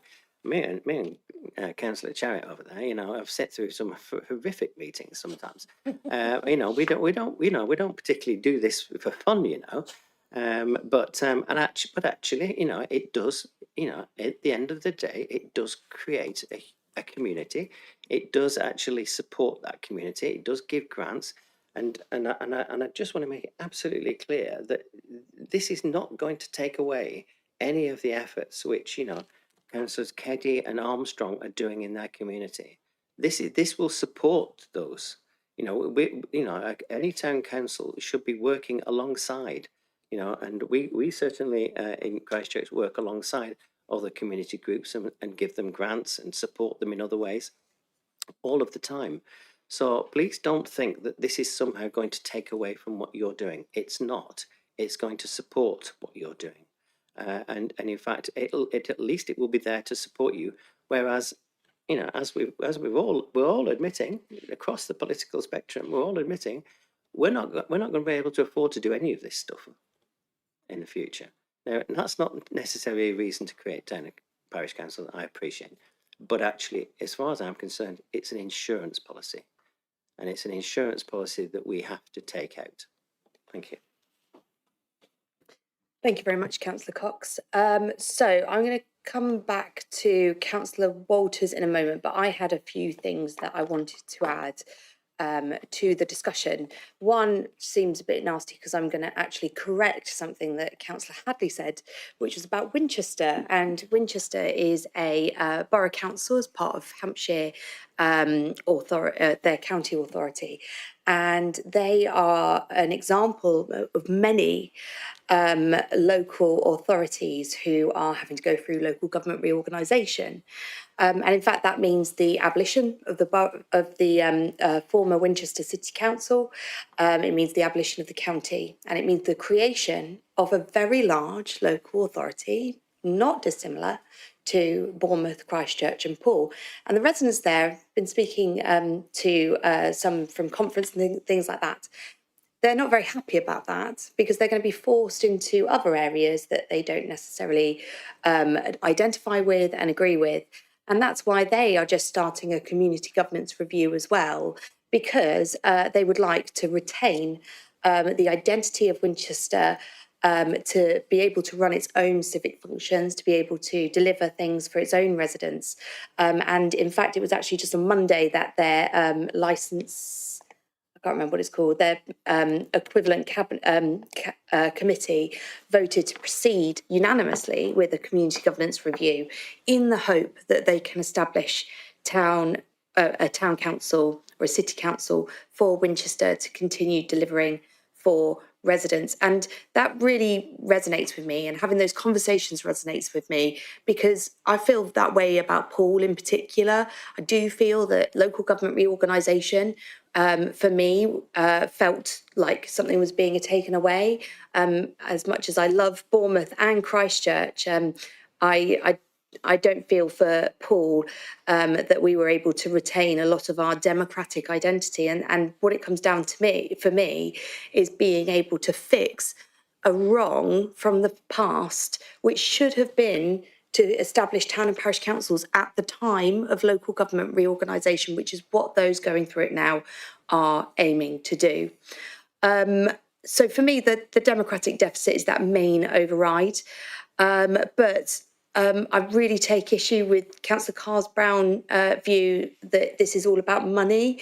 I think that simplifies this down into something that sounds almost selfish or lazy in a way, when actually it's about services. We're talking about money meaning youth services, and money meaning community centres, and money meaning community events like Remembrance. If we try and separate the word money from all those things that money delivers, then it loses all meaning. And from my point of view, this is about both money and services and being able to continue to provide them. And I think that if we're going to have an honest debate, we need to be really careful about the language that we use to make sure that we are focusing on the services rather than the money that they cost on its own. And finally, just to sum up, we're making, I'm really glad we've had a good discussion here. It was a really good discussion last night at Overview and Scrutiny. And this is not a decision for this cabinet to make. This is a decision for council, and so it will be debated in that wider forum in a couple of weeks' time. But I'm really pleased, and I can agree with my cabinet colleagues that our recommendation to council sounds like it's likely going to be to support the work of the working group. So I'm just going to come back to Councillor Walters to see if you had anything you wanted to add. Thank you, Chair. So I wanted to touch on the guiding principles as they were brought up earlier. No decisions have been made until it's debated and voted on full council. Claiming predetermination while simultaneously saying on social media how much you don't want these things to happen is quite interesting. The covering webpage had clear plain English. This is quite long, just so you're aware. The covering webpage had clear plain English information about the consultation and what the council was considering. There was also a video explaining the review and the consultation so that people could listen rather than read the information. There was a 57-page information document provided. All information, maps and surveys were available in the paper and in online format. In some of the feedback we received through the consultation, respondents said they felt that they didn't have enough information because they didn't know how much it was going to cost them. The website landing page included a pie chart and text which showed the average B&D council tax charge within BCP and Dorset for 24-25 was £42.96 per year. The web page then provided the average bandy yearly costs for 24-25 of all existing parish councils in BCP and the Charter of Trustees. This was also on page 5 of the information document. The information document included the average, lowest and highest parish precepts within Dorset and BCP. In some of the feedback we received for the consultation, respondents said that they felt there wasn't enough information about what the town and parish council would do. In the intro text on the webpage, we provided examples of what existing town and parish councils in BCP already do, improving parks and green spaces, managing car parks, community centres, street furniture, Christmas decorations, community events and entertainment. In page 5 of the document, there was a table providing examples of services that could be provided by a town and parish council. In regards, there was a 12-week consultation fieldwork period between the 31st of March, 22nd of June, 2025. The results have been looked at thoroughly. We understand the views of people living in and outside the proposed area. All the literal comments have been read, themed, and summaries written up. The Task and Finish Group has discussed the results of 10 meetings over a 9-week period. The results have been available for all councillors to view since the 18th of August, 2025. Councillors were invited to a series of engagement sessions as detailed in paragraph 14 of the report, and they are now debating through the council's committee process. It concerns me that the councillor who brought this up wasn't aware of those facts, because it means that she hasn't been informing residents of them. The other points that were made, so neighbourhood forums, new neighbourhood forums and plans have been proposed and accepted by this administration, working with residents associations, residents groups and parish and town councils. Existing neighbourhood forums can be converted into residents associations and still apply for grants and support from future town council. No one else can have them. The government has cut the grant in the area, so the areas that have them now are lucky. But that means every other part of this area that doesn't have them can no longer have them. If we did decide to not include those areas in this town council, the Charter Trustees would still exist. If any square foot of Bournemouth Charter Trustees' current space continues to remain unparished, then the Charter Trustees continue to exist. So in that situation, we'd have a Bournemouth Town Council, the Neighbourhood Forum, and the Bournemouth Charter Trustees all existing simultaneously. Smaller councils were brought up. Any parish and community can come forth in the future to propose a council. I very much welcome that. In the meantime, the councils we're proposing provide a better form of government than the Charter Trustees. LGR is happening throughout the country, so many areas without parish and town councils will soon have them. If LGR was done properly in this area, we'd already have them. Councillor Cox, just slight correction, 0.5% answered the consultation, 0.5% weren't against it. The responses against and in favour make up that 0.5%. Cool. Thank you very much, Councillor Walters. Right, so I'm going to take a vote on this. It's for the recommendation to council. Can I see all those in... Andy wanted to say something. Oh, sorry, go ahead, Councillor Hadley. I'm really sorry. I have been advised by Councillor Beasley that he has been to the Poole Charter Trustees more than once, so I would like to correct what I said earlier, that apparently he was there, I just didn't hear him. Councillor Wilson? Sorry, as I've made clear, I'm voting against some of the recommendations, but not all of them, because I am happy to have the currently established parish councils to continue, such as Throop and Holdenhurst within my ward. So I just wanted advice on how to go through that, because I would hate to. Okay, bear with me a moment. I'm just guessing if we split these up based on those. So do you know which paragraphs those are? Yeah, so I was trying to do that. So the first one's up to 170. So 49, 62, 74, 92, and 104. I am 4. Then it gets a bit messy because some of them are like I'm for the recommendation of, for example, of Boscombe not to be supported. So but against the creation of a new board of and I don't know what paragraphs they are.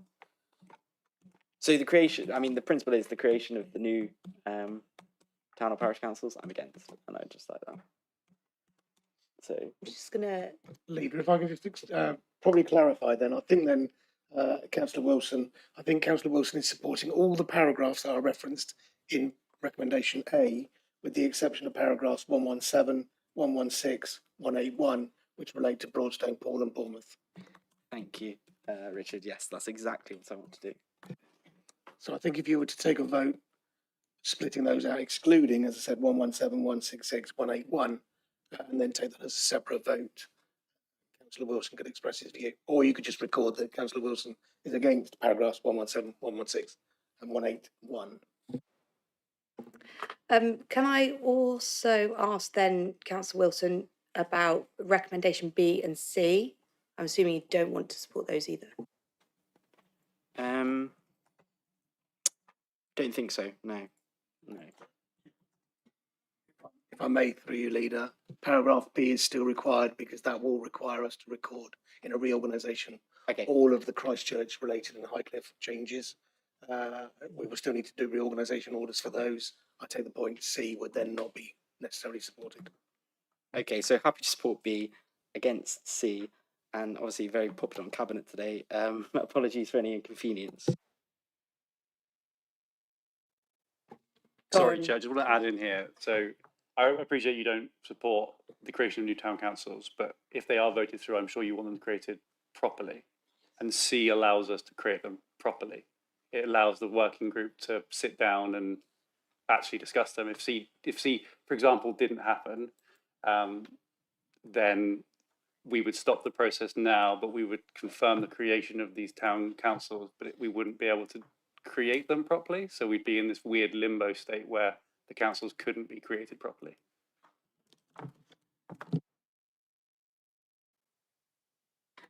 Yeah, I appreciate that, but I think I'm still going to vote against it because I'm against the principle of the new councils being set up. So I do appreciate that, but if they are put through, then assumably people will vote for C. So that like in theory, anyone creating a new parish council will want to vote for C. So yeah, I'm happy with what I previously said, but thank you for raising that point.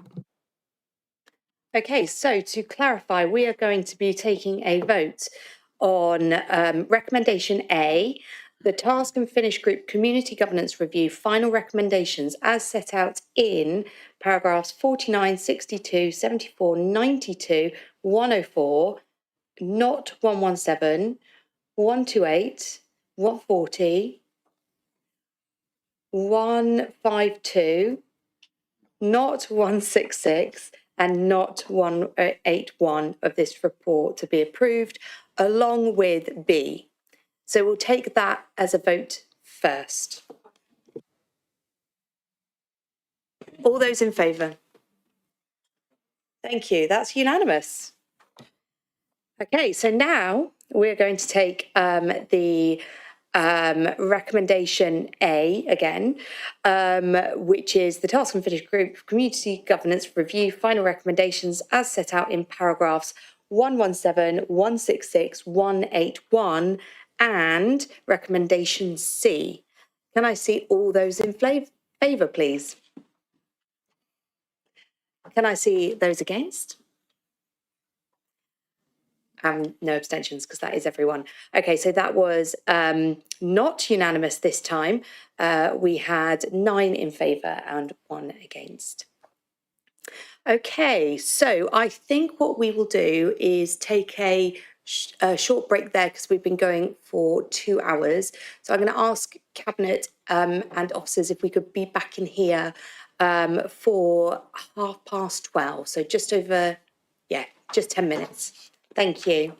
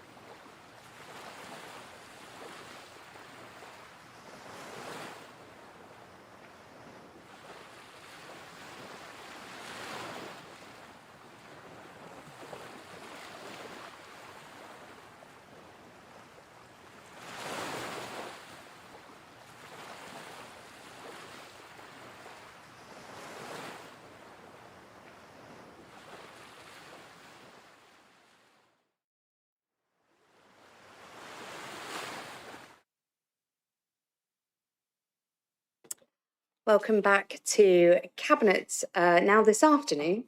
We're going to get on with our agenda. So agenda item 8 is the resident card.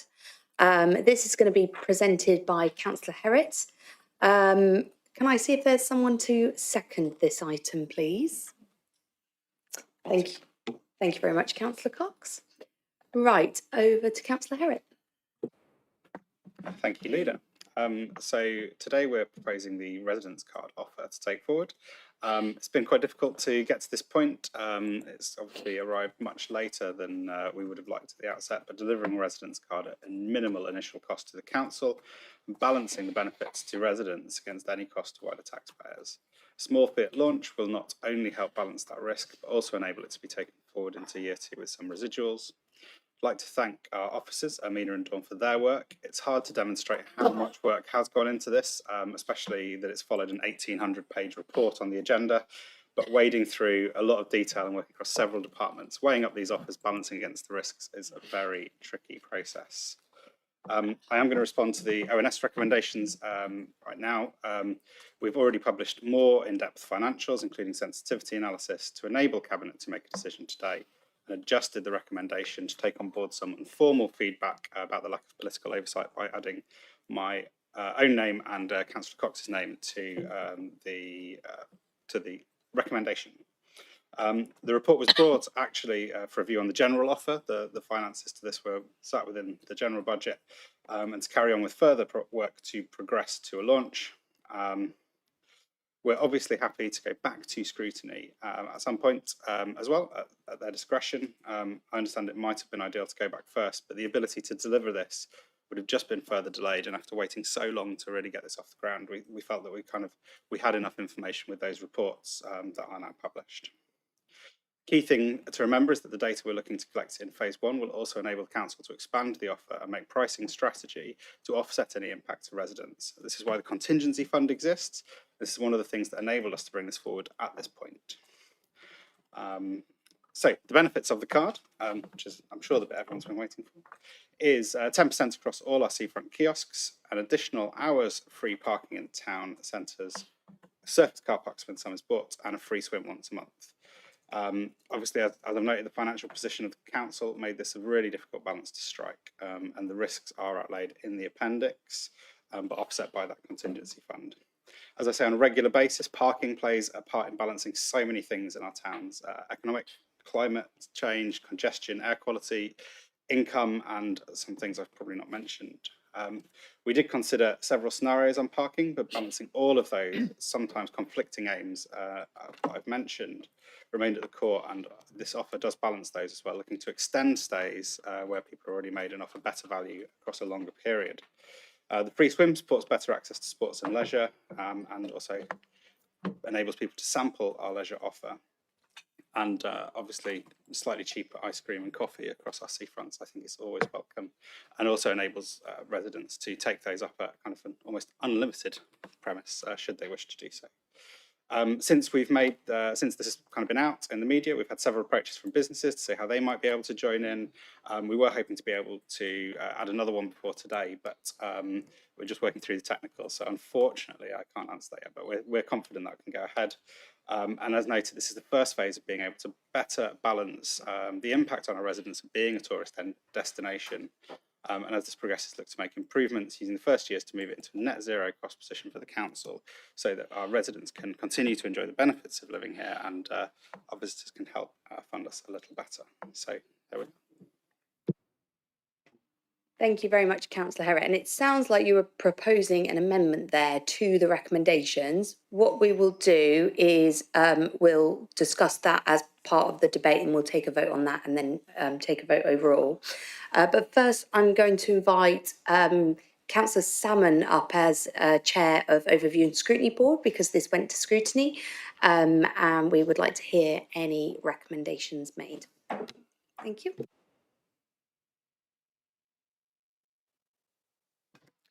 Thank you, Leader, and hello everyone again.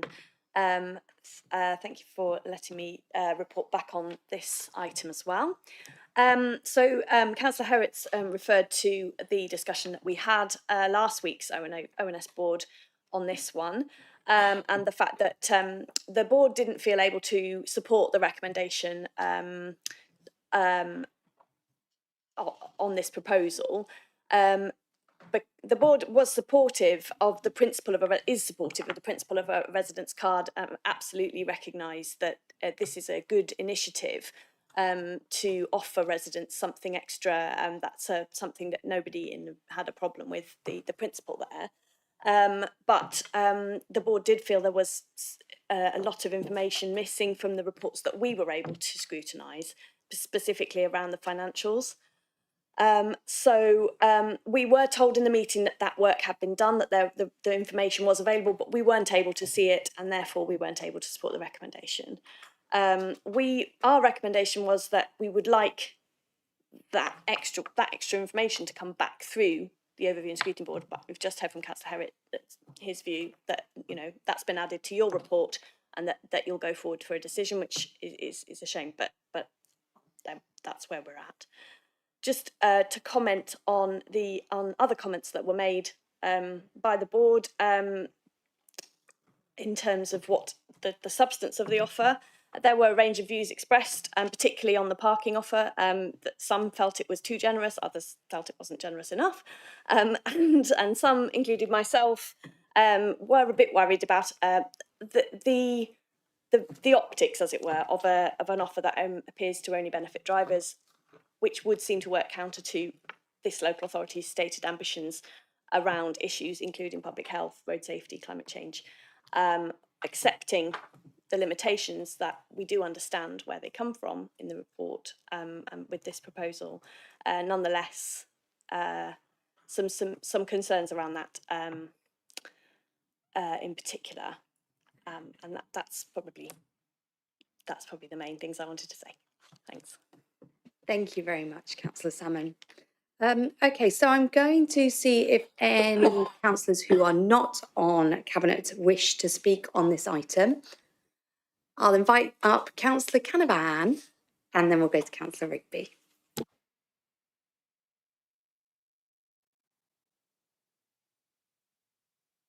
Thank you, Chair. Just to reinforce what Councillor Salmon just said, there was a good discussion about this Overview and Scrutiny Board meeting, but I asked a couple of questions. One about what was the capacity to improve the offer that is in front of you, and the other was what the opportunities were to enhance or to offer exemptions to the cost of this for particular groups. And I think being generous to Councillor Herrick, what you said was they would think about it, but I didn't get any indication that that was imminent. My overriding concern about this is not the principle, because I think it's a really good idea. My really serious concern is about, can BCP afford it? Given what Councillor Cox said earlier on, I'm not dismissing the idea. I think it's a good idea, but at what cost are we doing it in relation to all of the other savings that I suspect the council is going to have to make in the forthcoming budget? So what I don't understand is how this proposal fits into the consideration that we discussed earlier about what is in store in relation to the budget and the ongoing work that we're due to do over the autumn on scrutiny of the budget. So I'm not sure in my own mind how this bit of work fits into that consideration. And I think the suggestion of taking it back to Overview and Scrutiny Board was not just about kicking the can down the road. I think it was in order that we could answer those questions, the sorts of questions that I just posed, and how it fits into the overall overriding budget. So I just felt rather probably ungenerously that I felt it was being rushed, and that it probably needed a bit more time to be developed into a scheme which could be justified. Thank you. Thanks, Councillor Canavan. Councillor Rigby.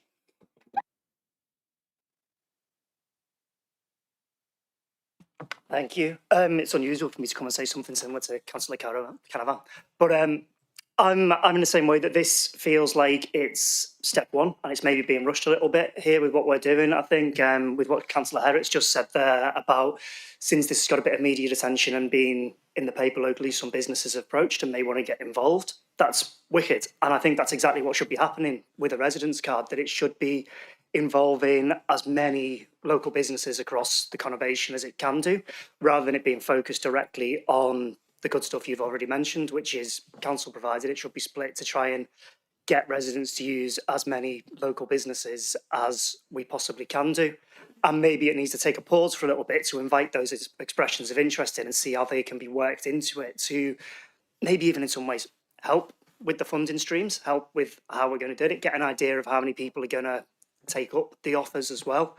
And I'm old enough to remember when we first started speaking about this, probably 6 years ago, something like that, when we were having chats around ideas and ways which we can generate this kind of thing. And at the same time, we spoke about visitors cards as well as residence cards, in the same way that there's visitors cards to cities all across Europe, which combine public transport, discounts at attractions, trying to move people out of the way they travel to those cities and get them into the more district centres and suburban regions. And I think it's the perfect time to look at that as well again and think, how can we have an offer for people who are resident here all year round, and how can we have an offer which is attractive to people who can come and visit and they can buy in to our services and what we offer earlier, get some discounts, but also again bring in some much needed revenue too. Thanks very much. Thank you, Councillor Rigby. I'm not seeing any other indications. Oh, I've got Councillor Judesbutt. Thank you, Madam Chairman. The previous speakers have rather shot my fox, and it was to just point those things out, especially in line of what our portfolio holder for finance, Councillor Cox, told us this morning, or confirmed more than told us. Obviously, we're regrettably aware. But just to reiterate, given the stringent cuts which we're required to make, and all the cuts that obviously residents are now going to have to suffer under, and also our staff, although this type of thing can work very well, it should be done when the council taxpayer isn't put to a detriment. So is this really the best time to introduce this extra provision to residents at this cost? And I note that it's only been costed for a year, and the worst case scenario of a mere 5% take up doesn't seem that viable. So it does seem that we have scant information and at the moment an incomplete business case. So hoping that that can be looked at and that we can work further on this to find something which is feasible, but certainly not to be even considering introducing it at this time. Although the concept, of course, with what has been suggested is good, although the car parking is not a free hour, is it? It's only if you buy 2, you get 1 free. Some thought about only 3 car parks available in Poole, where there are 16 available over Christchurch and Bournemouth, and also that our seafront car parks are not allowed to be used, and that might be something that people would be more interested in using for a longer period of time. So there's lots and lots of things there to think about, but I certainly would ask this cabinet not to support this at its present time, and I would agree with Councillor Salmon that more work needs to be done. Thank you very much.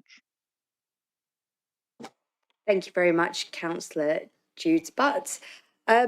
Before I open this out to Cabinet, I was just going to very briefly come back to Councillor Herritt, because I mentioned an amendment earlier, but I think that there are some amendments already in the report to account for the scrutiny process and some of the recommendations there. So I was just going to come back to Councillor Herritt just to explain that, and then we'll open it out to the rest of the Cabinet. Thank you.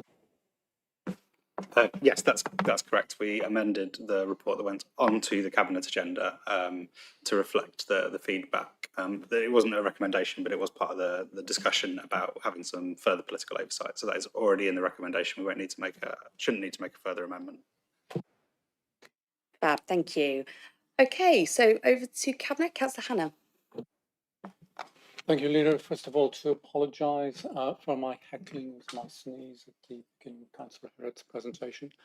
But I do very much welcome the report and welcome the proposal to introduce the residence card. I particularly like the additional hour of parking. I think it's something that a lot of our residents are going to be pleased about. I don't have any great problem doing something that benefits motorists. I do appreciate the green issue, but I'm not sure that that is actually going to cause a great number of additional trips. What it's more likely to do is mean that when motorists drive to whichever destination, they're likely to stay an hour longer than they would have done otherwise. And that is going to be a boost to our town centres, it's going to be a boost to our businesses, and it's going to be a boost to the cafes, restaurants, bars, and so on that can enjoy the additional custom. So I think all of that is good. I do hear calls for think further delay. I also hear, and I'm not old enough as a councillor in BCP to remember what happened 6 years ago, but if this has been floating around for the past 6 years, then I think perhaps it is time to say, let's get on with it. Let's get it introduced for next summer. Let's have residents enjoying the benefits that the card as it sets out at present will enable them to enjoy. And let's look forward to further developments and add-ons that can grow in due course. But I think it's also the case that we're more likely to get businesses interested in providing add-ons of one kind or another when there's something tangible that they can add on to, rather than when it's still going through a 6, 7, 8 year gestation period. So welcome it and fully support it. Thank you. Thank you. Next, I'm going to go to Councillor Moore. Yes, thank you, Leader. Well, clearly, this card has the makings of a really good news story. The officers to residents are obviously at the planning stage. That's the office from businesses at the planning stage, and the offer will expand when other things can be added during the year before the card's introduced. For example, I hope we might be able to include the former access to leisure offer that we used to have in Poole. So using the card is actually going to be give residents preferential rates on local businesses and council products and services. And it's also going to mean we'll be supporting our local businesses and town centres, which is good. And yes, the cards do need to be both digital and physical, so nobody is excluded. For Poole residents, the downside, as far as I can see, is the card can only be used when parking in surface car parks, because the technology can't yet cope with multi-storey car parks, and I hope that this can be resolved in the future. Read the finance, we now have all the papers and the appendices, the sensitivity analysis that was asked for, and more in-depth financial report. So I look forward to next year when the card is available. Thank you. Thank you very much, Councillor Moore. Councillor Burton. Yes, thank you very much, Leader. A lot of things that I was going to say have already been said, actually. I mean, actually by a lot by Councillor Hannah as well. Yeah, looking, I think, yes, this is not a finished product, is it? Totally. But that's fine, because in my mind, this is something that can be built on and made much better. But the only way to do that is to get it going, because businesses will then be interested in it. It is a card, you know, I would like to see lots of other things added to it. You know, I will be passionate to see care experience young people have special things on the card, which they could carry just like anybody else, and therefore nobody would know they were getting something special, but they were, because they are our children, obviously. The cost of it, yeah, it's a trial, isn't it? We don't know totally the cost, but we know we have a certain amount in the budget put aside for that. I think actually it won't be as expensive as we think, because people will come and spend the extra hour in the car park. If they're in the car park anyway and they're staying for an extra hour, you know, most of our car parks aren't full all the time anyway. and therefore that won't add any cost to it. It will just mean that people go and spend money in local businesses doing something nice rather than just having to nip to the shop and come out again. Yeah, and I have had a few residents contact me to say about, yeah, it's all car orientated. You know, what about active transport and other things? Yeah, I do get that, and it's strange being accused of being pro car and at the moment.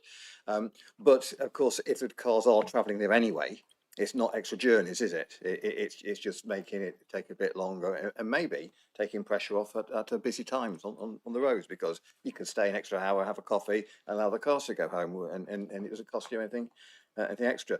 The difference between, I mean, I do remember the discussions back about the residence cards and visitors card. They are very different things, aren't they?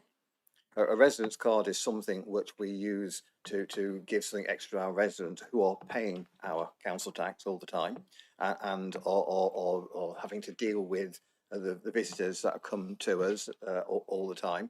A visitor's card is trying to encourage visitors and, to be honest, to try to get them to spend a bit more money in BCP, isn't it? Therefore, they do a very separate job. So yes, it's a shame the card isn't fully formed, but it never will be, because it will be dynamic, it will improve and get better and better, and more things will get added on. And hopefully, you know, in a few years' time, it'll be something that all our residents will love. Thank you, Chair. Thank you, Councillor Burton. Councillor Hadley. Thank you, Chair. Yes, so quite a few of the things that I was going to say have already been said, and I think the bit about visitor card is actually quite important in terms of, again, you know, if people are coming, the idea that you spend on a card and then you get a discount encourages people to perhaps do more than they might have otherwise done. So again, I think that has a positive effect. I am concerned that we've led on a car-led offer. I understand that because it's something we can directly control. But the buses, the barrel bikes, the train, you know, we should be talking to those people, and certainly through the Enhanced Bus Quality Partnership, we had a meeting yesterday and talking with Morebus. You know, we should be able to do something with them, but there's a danger that they'll say it's on their card and not otherwise. And I think that's the bit about getting something underway. It will attract things in. I did go back to the portfolio holder with several other local discount cards, and he said, well, yeah, we're talking to them on some of them. So I think there's something about, you know, sort of how we can coalesce with other things. I'm worried about the technology and the costs that we don't get taken for a ride. I've been reassured that shouldn't be the case. We're dealing with a not-for-profit, hopefully, that will enable us to do that, to gain on the experience of others without necessarily paying a huge amount of money to line some corporates' pockets. And I think the other opportunities around things like, you know, tying in with a library card and with other things, you know, there should be other ways in which we can, rather than giving people lots of bits of plastic or lots of apps to deal with, you know, my worry with that is that it's only 5 to 25% anticipated take up, and how we can push that up. But that's about making it worth having. People will only go for it, especially as a subscription, if they think it's bringing them value on an ongoing basis. Thank you. Thank you, Councillor Hadley. Councillor Brown. Yeah, just a brief comment. Just to thank officers for all the work that's gone in to get this far with it, and I accept this is the sort of initial offer, and that's going to be developing over time. Just the comment, and because I've had comments about the parking and being focused on car users, I would say, you know, I use a car. I'd probably be using this actually, the 1 hour free parking when I come into town. But for public transport users, and I'm a barrel bike user as well, you know, there's already fantastic deals out there for people. You know, on the barrel bikes, actually, they had a winter offer of lower prices and passes, and it was proved so popular that they actually kept that as their permanent pricing structure. So actually, there's lots of really good deals for using barrel bikes and for buying minutes on barrel bikes. And there's fantastic deals, as colleagues will know, on buses. You know, there's the £1 evening bus fare we introduced, and there's the BCP bundle multi-trip 10, where you can buy 10 bus tickets for £20 on the Morebus app, and that's £2 a trip. So we already do some really fantastic deals on the buses. Beryl do some really fantastic deals as well. I think it's great that we've got deals for car users as well and their parking costs. Thank you, Councillor Brown. Councillor Wilson. Yeah, so I'm going to be voting against. No, I'm joking. But I do have you know, some of the similar concerns that Councillor Canavan and Councillor Rigby brought up, and as well Councillor Hadley, in terms of the car-led nature of the residence card. I think I want to support it because I think we have been talking about it a long time, and I think the only way to improve the residence card is by having a residence card. So I think that's really key. But I think there is a lot more that can be done with this. I think to my mind, there's. I was quite excited when I saw around the hour free swim. I thought actually I might actually get into swimming, but then I saw like the offer is in areas that I'm not very close to. So it'd be nice to see if there's something we can do with BH Live or something like that in terms of partnership further down the line, and just other private companies or independent companies. Discounts in shops, local shops, support shops. There's things that I think can definitely be done to improve this.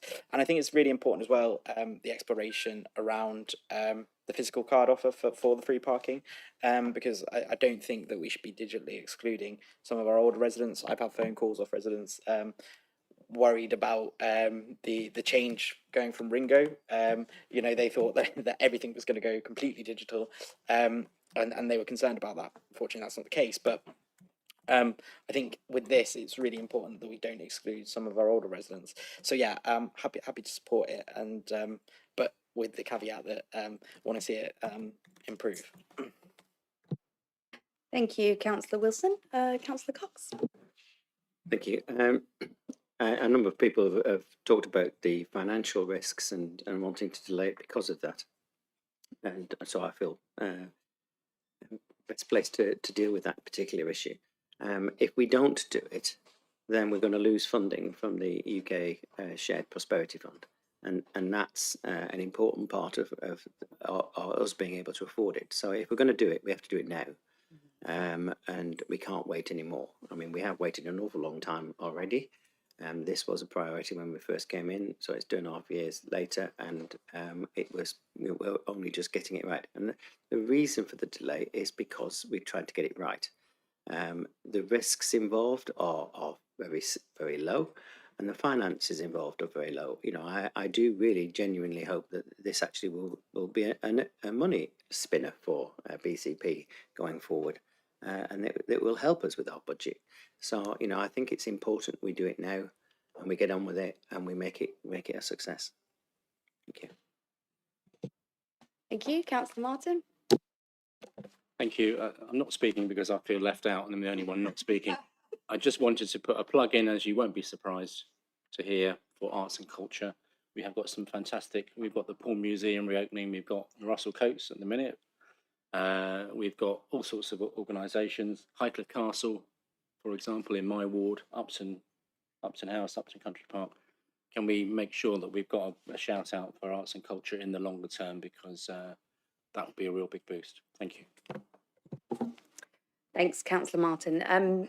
I think everyone has spoken now, but I was just going to add a couple of points myself. So, when we look at things like the corporate strategy and what we want to achieve, I think that there's very clear alignment between the residence card offer at the moment and the future potential of it, and what we're actually trying to do through our shared vision.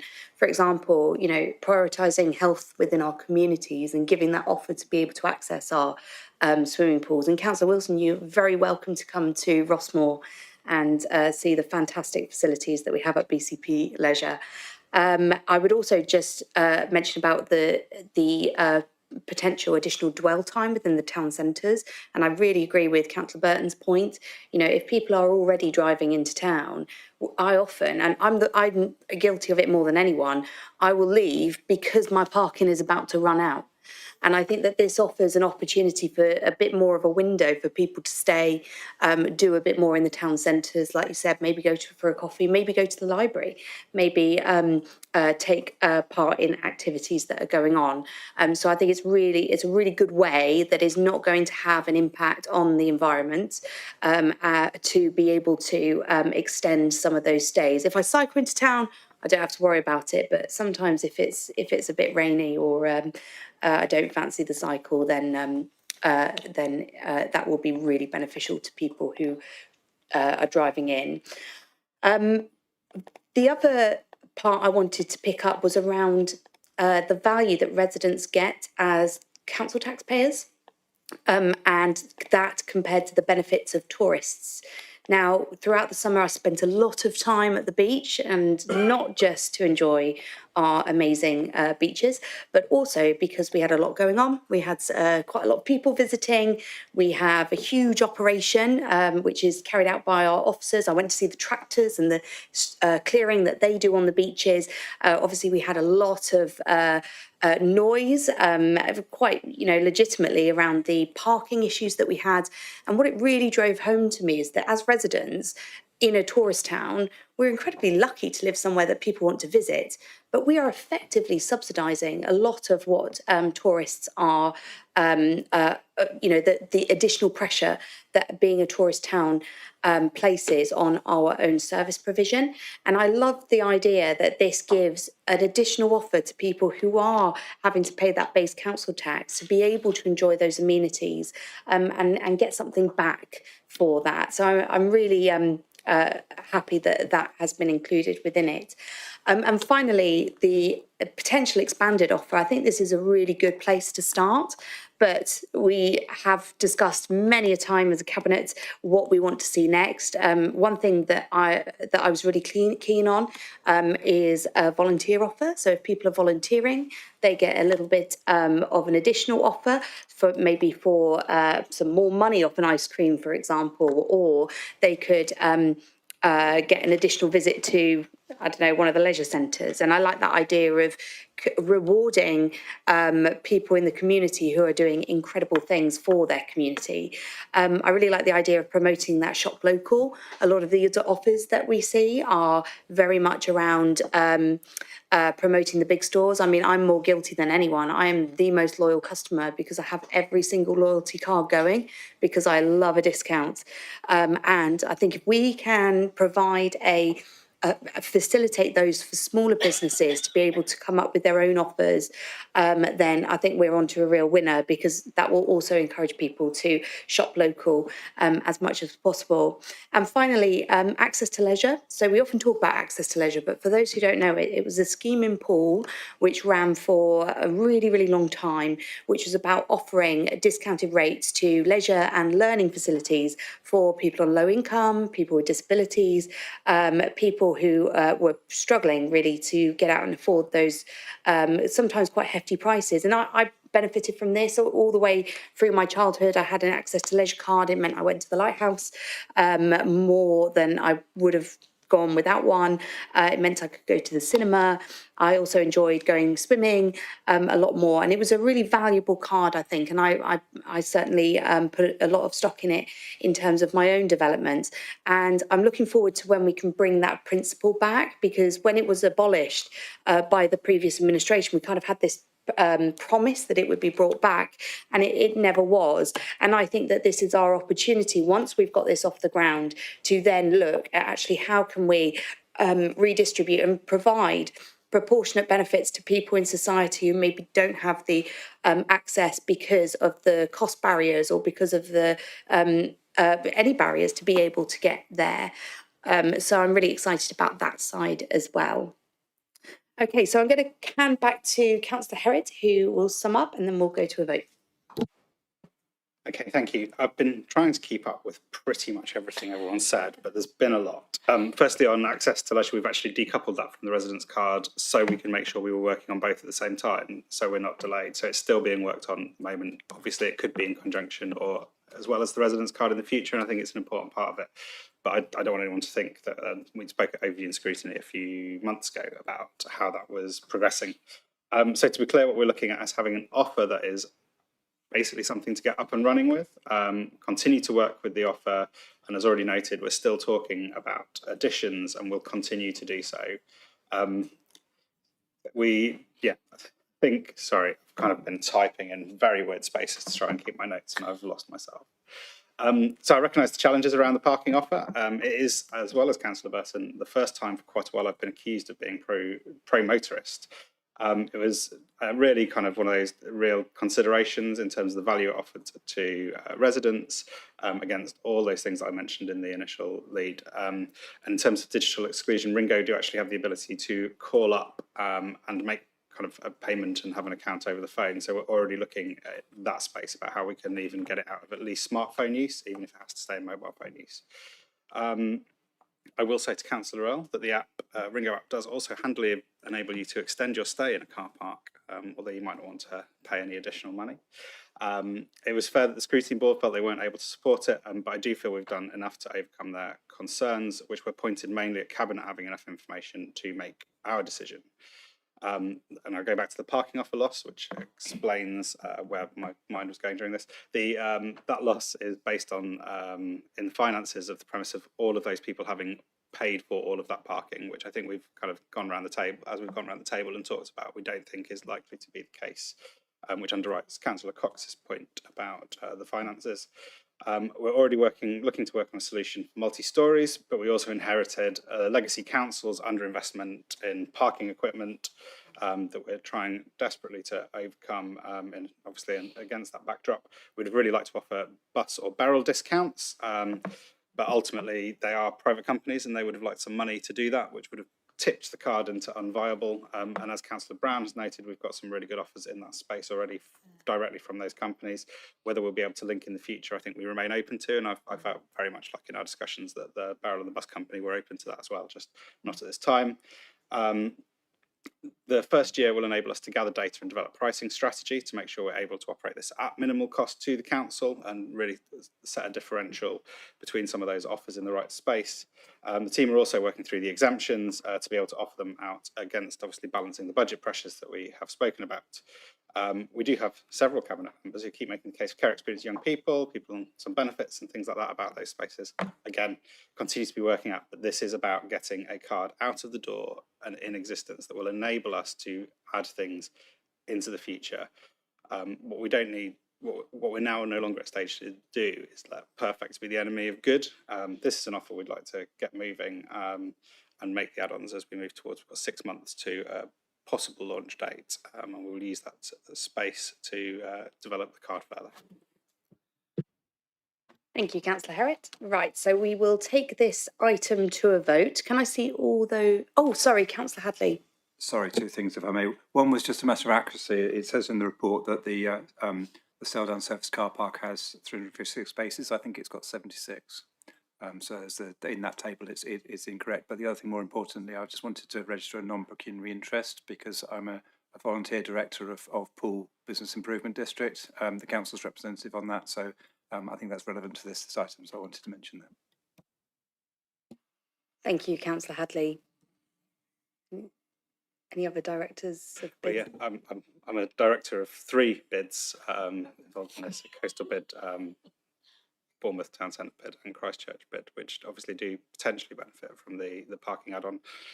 But I'm also the portfolio holder for parking, where we're looking to the loss. I'm not sure if that is affecting. And I'm going to look at the monitoring officer for advice here if I'm on okay ground.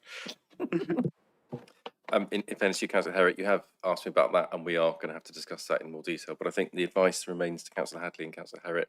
It's their decision. Obviously, they'll be judged against what their interests are, and they might not be DPIs.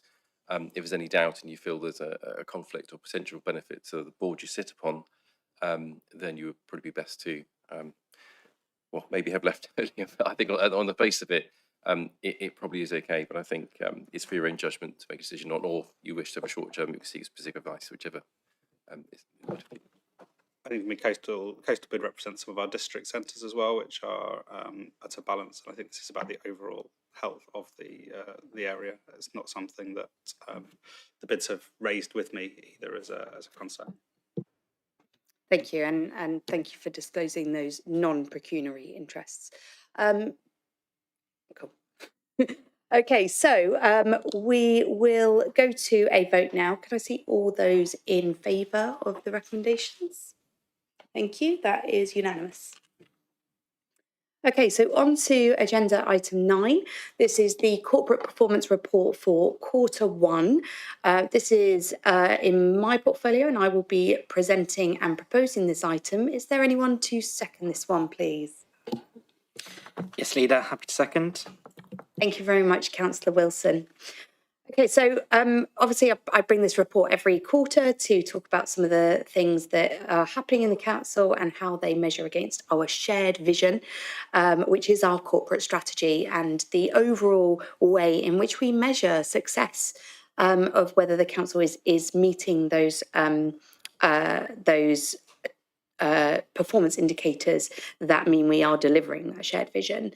I won't go into the particular areas because I tend to leave that to cabinet members to pick up their own areas. But what I did want to point out was the difference in this one because of the changes in central government.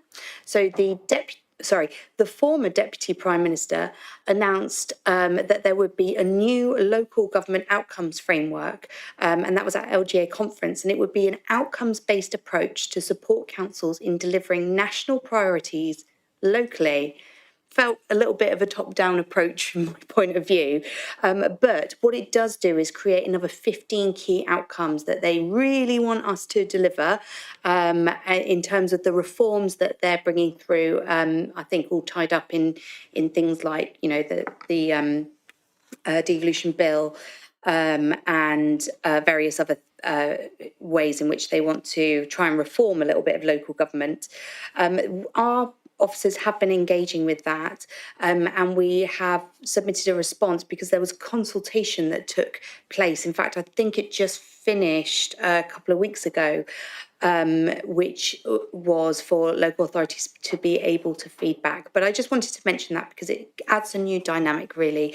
And it also redefines a little bit of what local government is and what its purpose is and what central government expects us to do.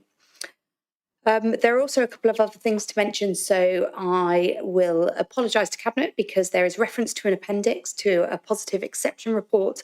However, there is not an exception report. And I've also had it raised with me that there is a draft watermark on the appendix. However, this is not in draft form, it is the final report. Okay, so I will see if any councillors who are not on Cabinet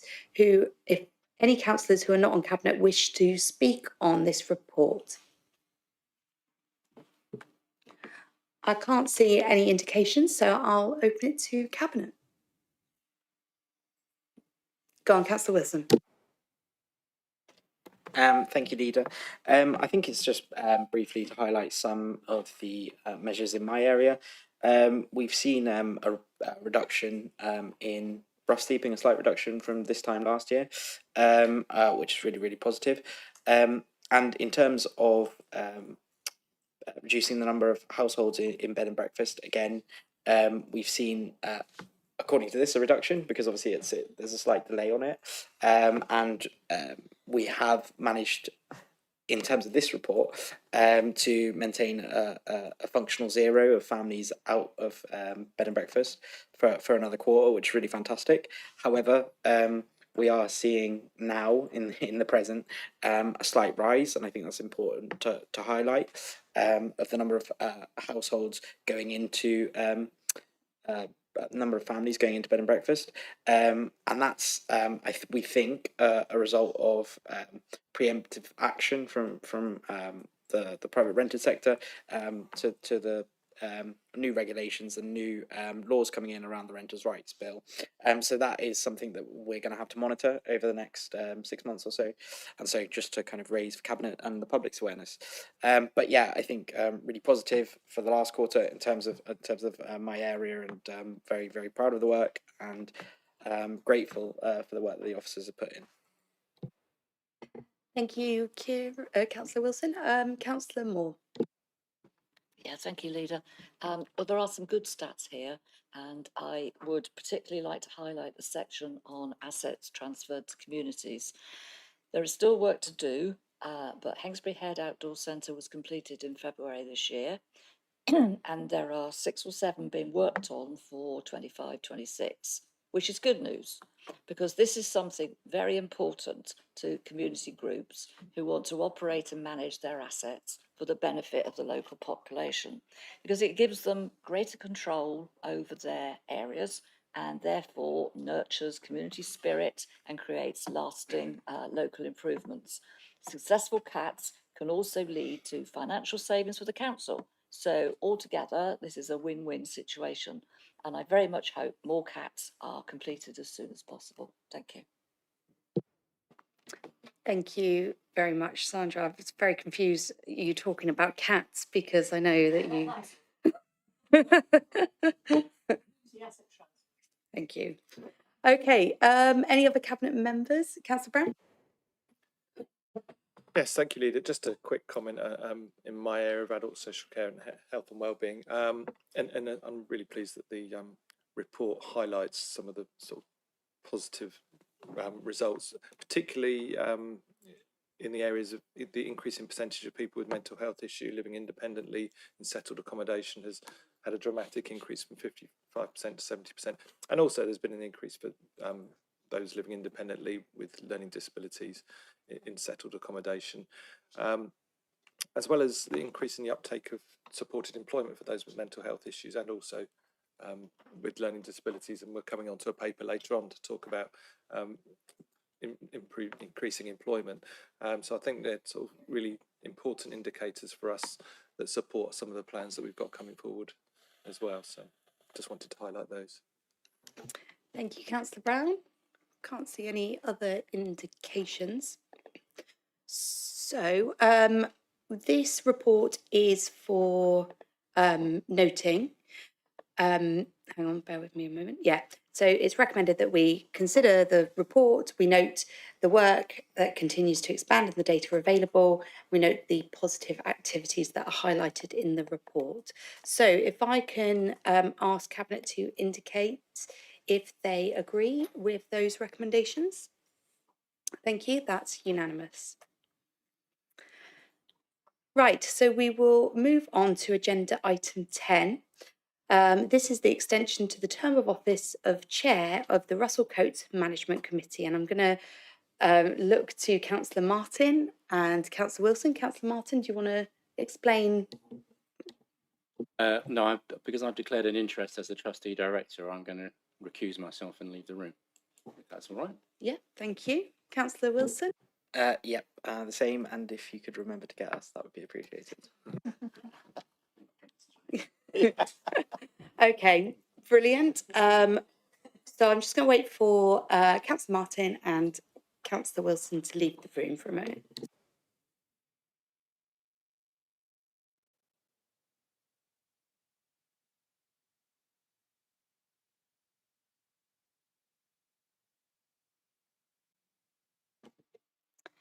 So on this item, I will be presenting and proposing it. Can I see if we have anyone to second this, please? Chair, I'm happy to second. Thank you, Councillor Hadley. So the Russell Coates Art Gallery and Museum is currently undergoing a complex governance transition that began in 2018, and the completion of it will require an order of state through Parliament. Through this extended transition, Professor Stuart Bartholomew has served as chair of the Management Committee, which holds delegated oversight responsibility from this cabinet. Professor Bartholomew was appointed in 2017 and was exceptionally granted a third three-year term by Cabinet due to the governance reform reaching a critical stage. However, this term actually concluded yesterday at the end of September. To retain Professor Bartholomew's really valuable experience and continue that hard work until we get that order of state from Parliament, a short extension is recommended, and we would expect that to be achieved and that order of state through Parliament granted by the 1st of April 2026. So I'll be asking Cabinet for us to extend that for another 6 months to ensure that management of the committee continues. Can I see if there are any councillors who are not on Cabinet who wish to speak on this? I can't see any indications. Anyone on Cabinet? Councillor Hadley? Thank you, Chair. Yeah, it's a great shame that the Cabinet members with the most knowledge on this, of course, are conflicted and therefore out of the room. So I feel duty bound just to mention on their behalf. I think this has been a really long journey and difficult one. We are now really just waiting on Parliament, and so it's entirely out of our hands in terms of parliamentary time to consider this. But the skills, the effort, and the willingness to carry on soldiering on in that role, I think we have to be grateful for, and I'm pleased to have seconded it, and I hope that Professor Bartholomew is happy to carry on. Thank you, Councillor Hadley. Anyone else?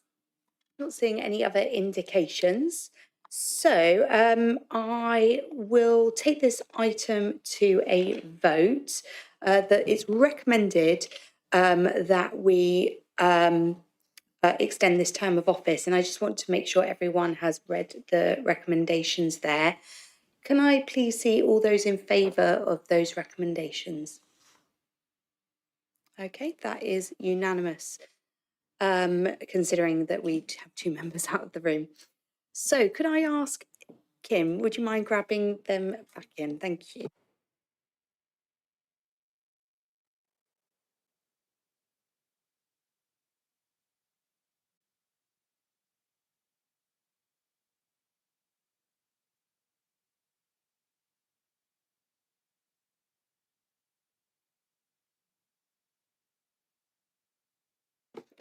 Welcome back, Councillor Martin and Councillor Wilson. You barely had time to make a coffee there, did you? Okay, so moving on to agenda item 11, which is the AFC Bournemouth Stadium expansion and the land requirements and disposal. Councillor Cox is going to be presenting this item. Can I see if there is a councillor who can second that one, please? Thank you very much, Councillor Herriott. Over to you, Councillor Cox. Thank you, Leader. The report before us details AFC Bournemouth's approach to BCP Council regarding plans to expand the Vitality Stadium at Kings Park. It outlines the club's objectives to increase the stadium's capacity and improve the facilities, necessitating changes to the current lease and land arrangements with the council. Several options for land disposal or lease restructuring are analysed, with option C surrendering the current lease and granting 2 new ones for the stadium and the car park recommended as the preferred option. This option allows the council to retain ownership and long-term control of the public land, supports the club's ambitions, and provides the flexibility for future needs, while also offering potential financial returns through premiums or rent reviews. A full options appraisal is presented, weighing the strengths and weaknesses and opportunities and threats for each possibility, including the impact on public open space, local users, and financial considerations like market rent, capital receipts, and overage clauses. The report also discusses the necessity of rerouting a popular cycle path and highlights the need for retained rights for the council in any arrangements, e.g. the emergency use for public parking. Community feedback from statutory consultation is summarised, showing majority objection due to the lack of information, but some support for long leases that maintain council control.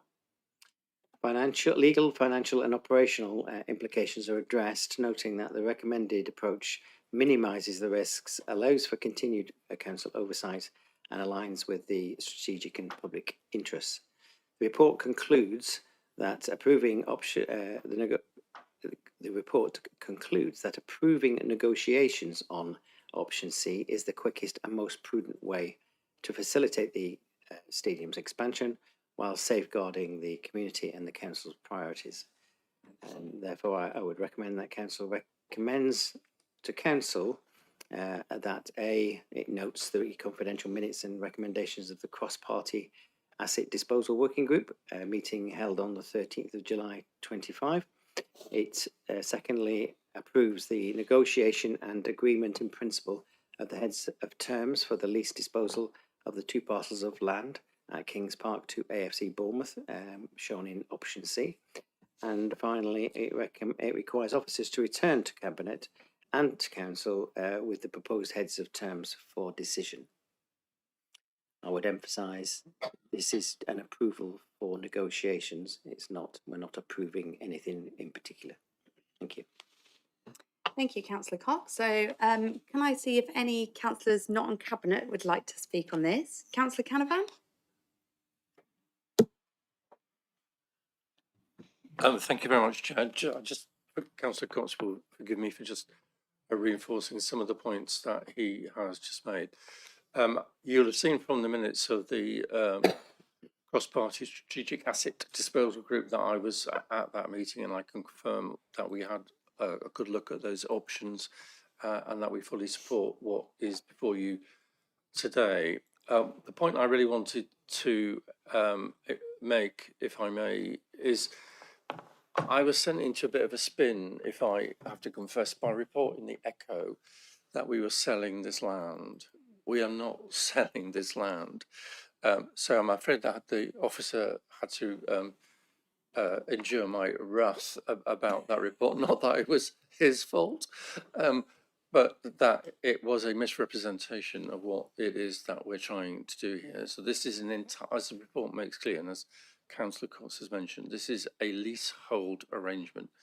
The council already owns some of this, land, or does own this land, and already leases it to AFC Bournemouth. So just to echo that point, if I may, Chair, that we're not selling anything. We're coming into an arrangement with AFC Bournemouth, which I hope will benefit the club and benefit the city of, well, the town of Bournemouth.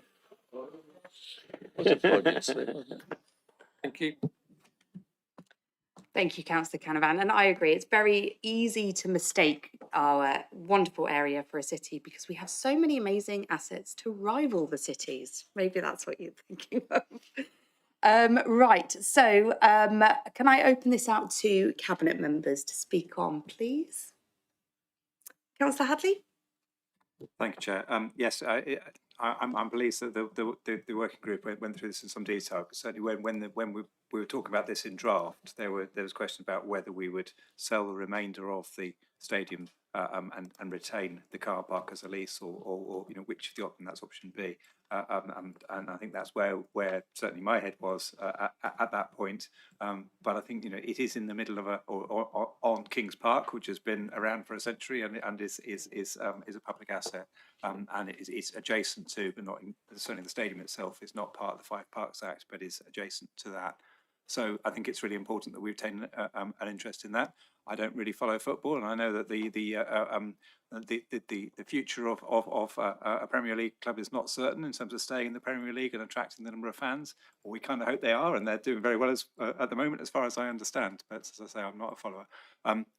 I am concerned about the walking cycling route. That is a route that we upgraded quite recently for transforming travel, particularly as a key route down to the hospital and to chase JP Morgan from the railway station.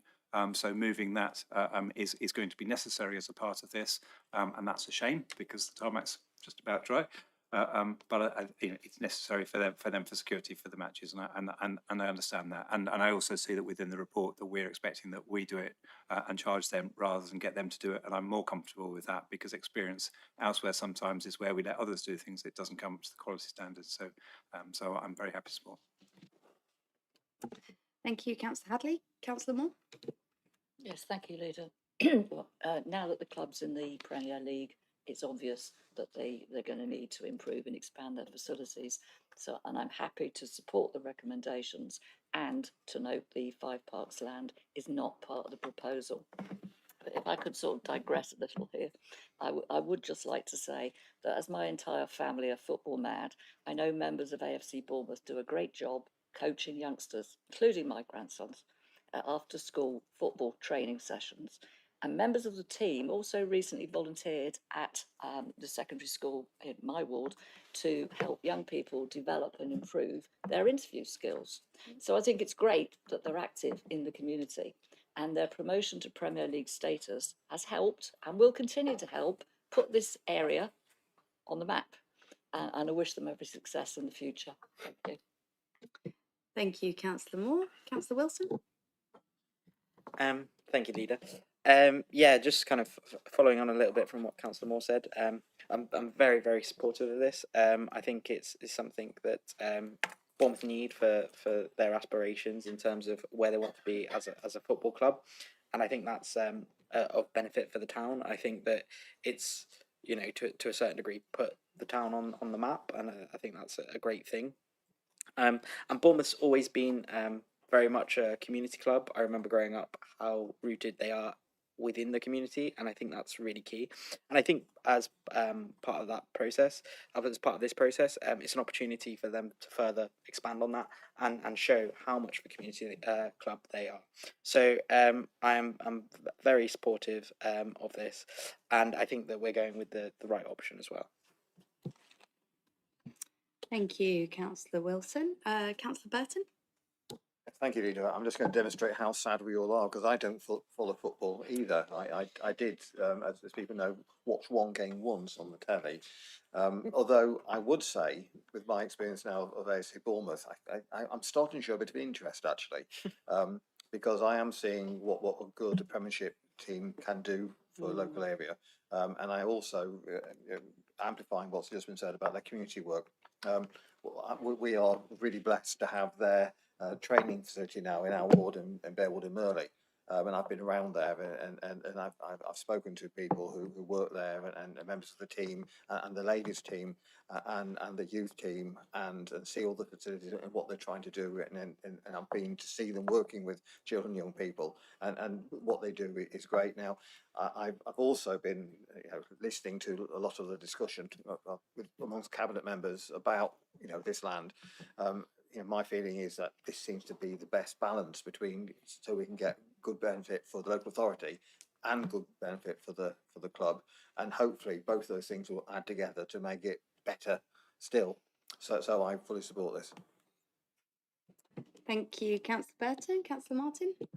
Yeah, thank you, Chair. Very briefly, I back in the early 90s, as a reporter, I covered the meeting at the old Winter Gardens, which is no longer there, of course, when AFC Bournemouth were just about to go bust, and people were passing around buckets to put a few quid in there to save the club. So I think the club have come quite a long way since then in the Premier League. And I was also in Darlington when they lost their first game under Eddie Howe in 2008 and were bottom of the league and minus 13 points. So not that I'm an AFC Bournemouth supporter, I'm not going to mention who my team is, but they got beaten by AFC Bournemouth at Vitality Stadium at the last day of the last season and got relegated. So having said that, I'm not holding that against the club. I fully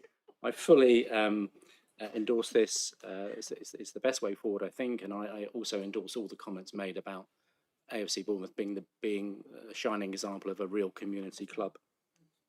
The one point I would make in terms of the money is that, and we've had discussions in private meetings before about, the world of football is mad. The economics of football is mad. And we've seen that with players on, not Bournemouth, but other players on the 300, 400, 500,000 pound a week.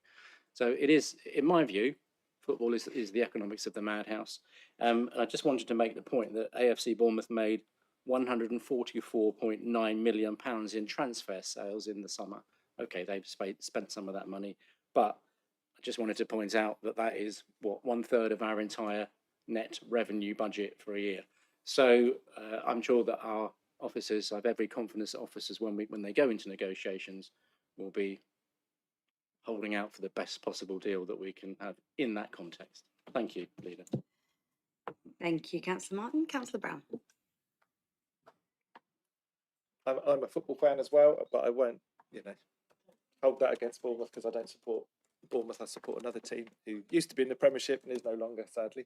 But I'm sure we'll get back there again one day. But I do know enough about football, following my team for nearly 50 years now, about how a town can really, it's got a real sense of its place, actually, because around the football club, and how important it is to people that follow their team. It's one of those things. It doesn't matter whether your team's in the Premiership, Championship, Division 1, Division 2.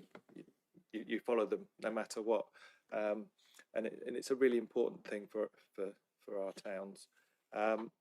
So I think for me, I like the report that officers have actually engaged some real specialised valuation support, and I think it's really important to remember that as councillors we're not experts in these areas, and we need to take that professional advice from those who are and heed that advice and follow it. So in terms of negotiating these things, I think I'm really reassured that we've actually engaged some real specialist valuation support to actually make sure that what we're doing does work for us and does work for the club as well. So yeah, I just thinking about the transfer fees that Councillor Martin mentioned there. I think I'd say, you know, as our council received the Senior Leadership Team of the Year, I'd quite look forward to transfer fees for senior local government officers, actually. I think we've had a good record of supplying new chief executives to several other local authorities. If only that came with a transfer fee, then our finances would be sorted. But sadly not, you know, but maybe one day. Thank you, Councillor Brown. I can't. Oh, Councillor Herrick. To carry on the football analogies for Councillor Martin, what we're agreeing is a loan, not a permanent transfer. And obviously, whilst the club do have a lot of money in terms of playing staff, I think it's important to recognise that football clubs and that valuation will be arrived at, hopefully, neutrally. And also that this is the first step on a really important journey for the football club on a very tight timeline. They're looking to obviously get planning in and for enablement works, and then planning in for the permanent expansion of the East Stand, ready to go in June, which anyone that kind of is involved in planning knows is a really tight challenge for everyone. But yeah, it's really good to kind of set them on this journey, and hopefully, obviously, we'll see the valuation come back for a full council decision at some point in the not too distant future. Thank you, Councillor Herrick. Councillor Cox, do you want to sum up? Thank you. I think everything's been said, apart from who I support, but which isn't Bournemouth, but never mind. And that we are in Division 1. But the one thing I want to just emphasise is that this is a decision on the sale of a lease, effectively. It's nothing to do with planning. Planning will go independently, separately from any decisions that we make as Cabinet and the Council make. So it is very important to make that distinction. But you know, I'd recommend this and let's let the negotiations begin. Thank you very much, Councillor Cox. Right, so we are going to be voting on our on whether Cabinet support the recommendations to Council. Can I see all those in favour of that recommendation? Those recommendations? Lovely, that is unanimous. So we will move on to our next agenda item, which is item 12.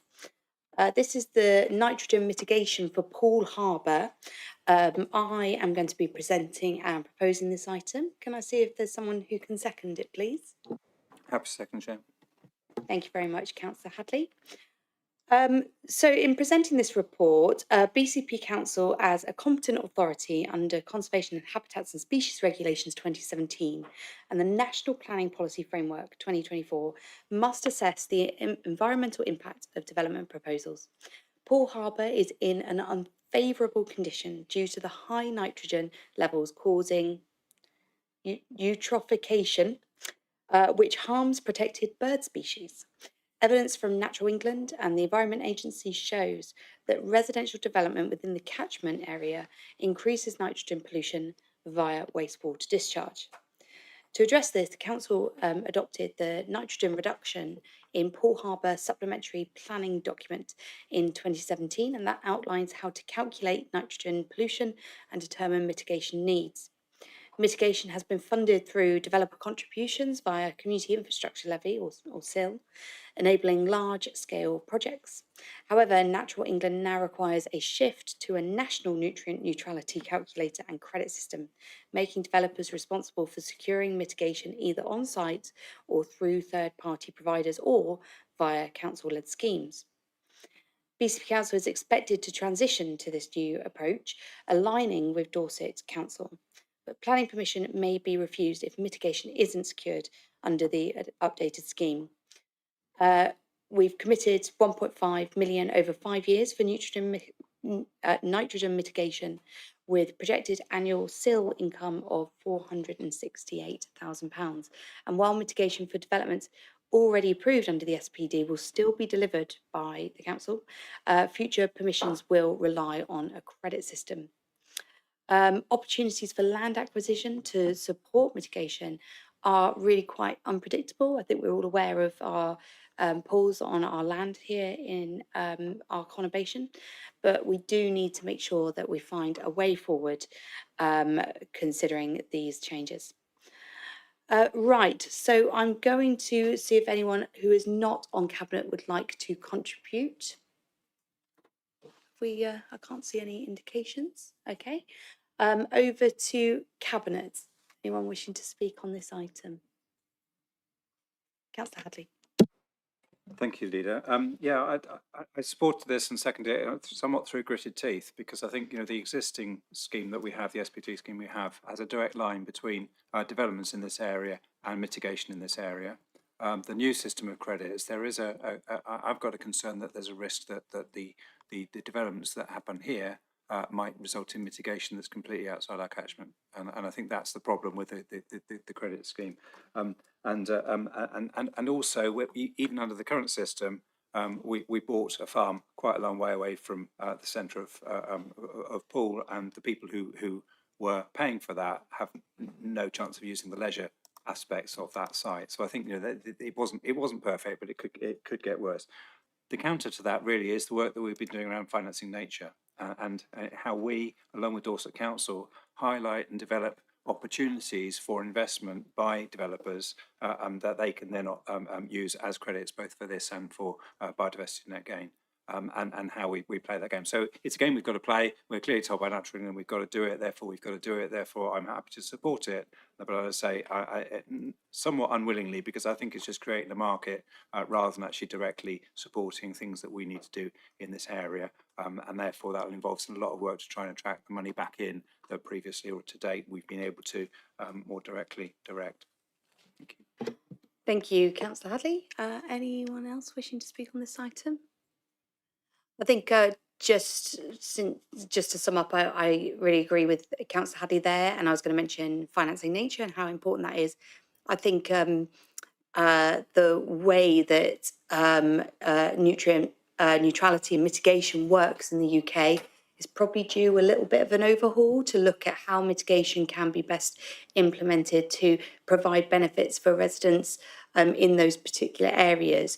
But of course we have to understand that that is the work of Natural England. Their role is to try and find ways to mitigate, but it is quite sad that money that will be being paid from this area for development in this area will potentially be going elsewhere.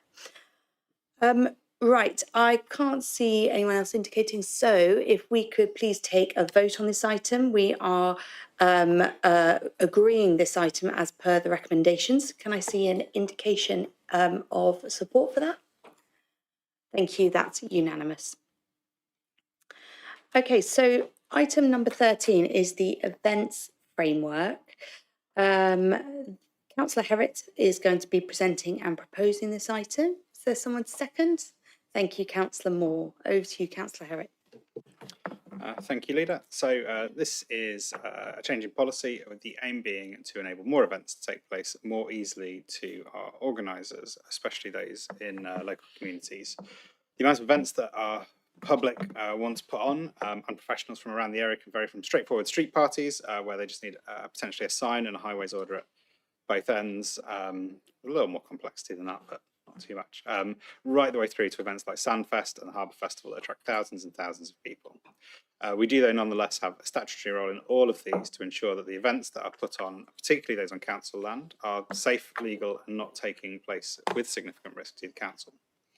There was an inherited variety of approaches from legacy authorities, in which, some of which where very little paperwork was needed and some where absolutely everything was.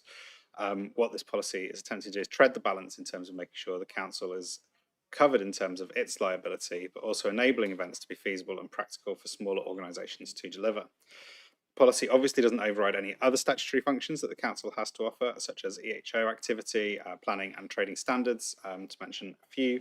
But it is seeking to move the council into that more enabling position that we've spoken about.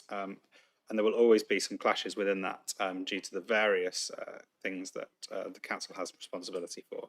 But putting down on paper a firm policy commitment to take positive steps to addressing some of those concerns is important.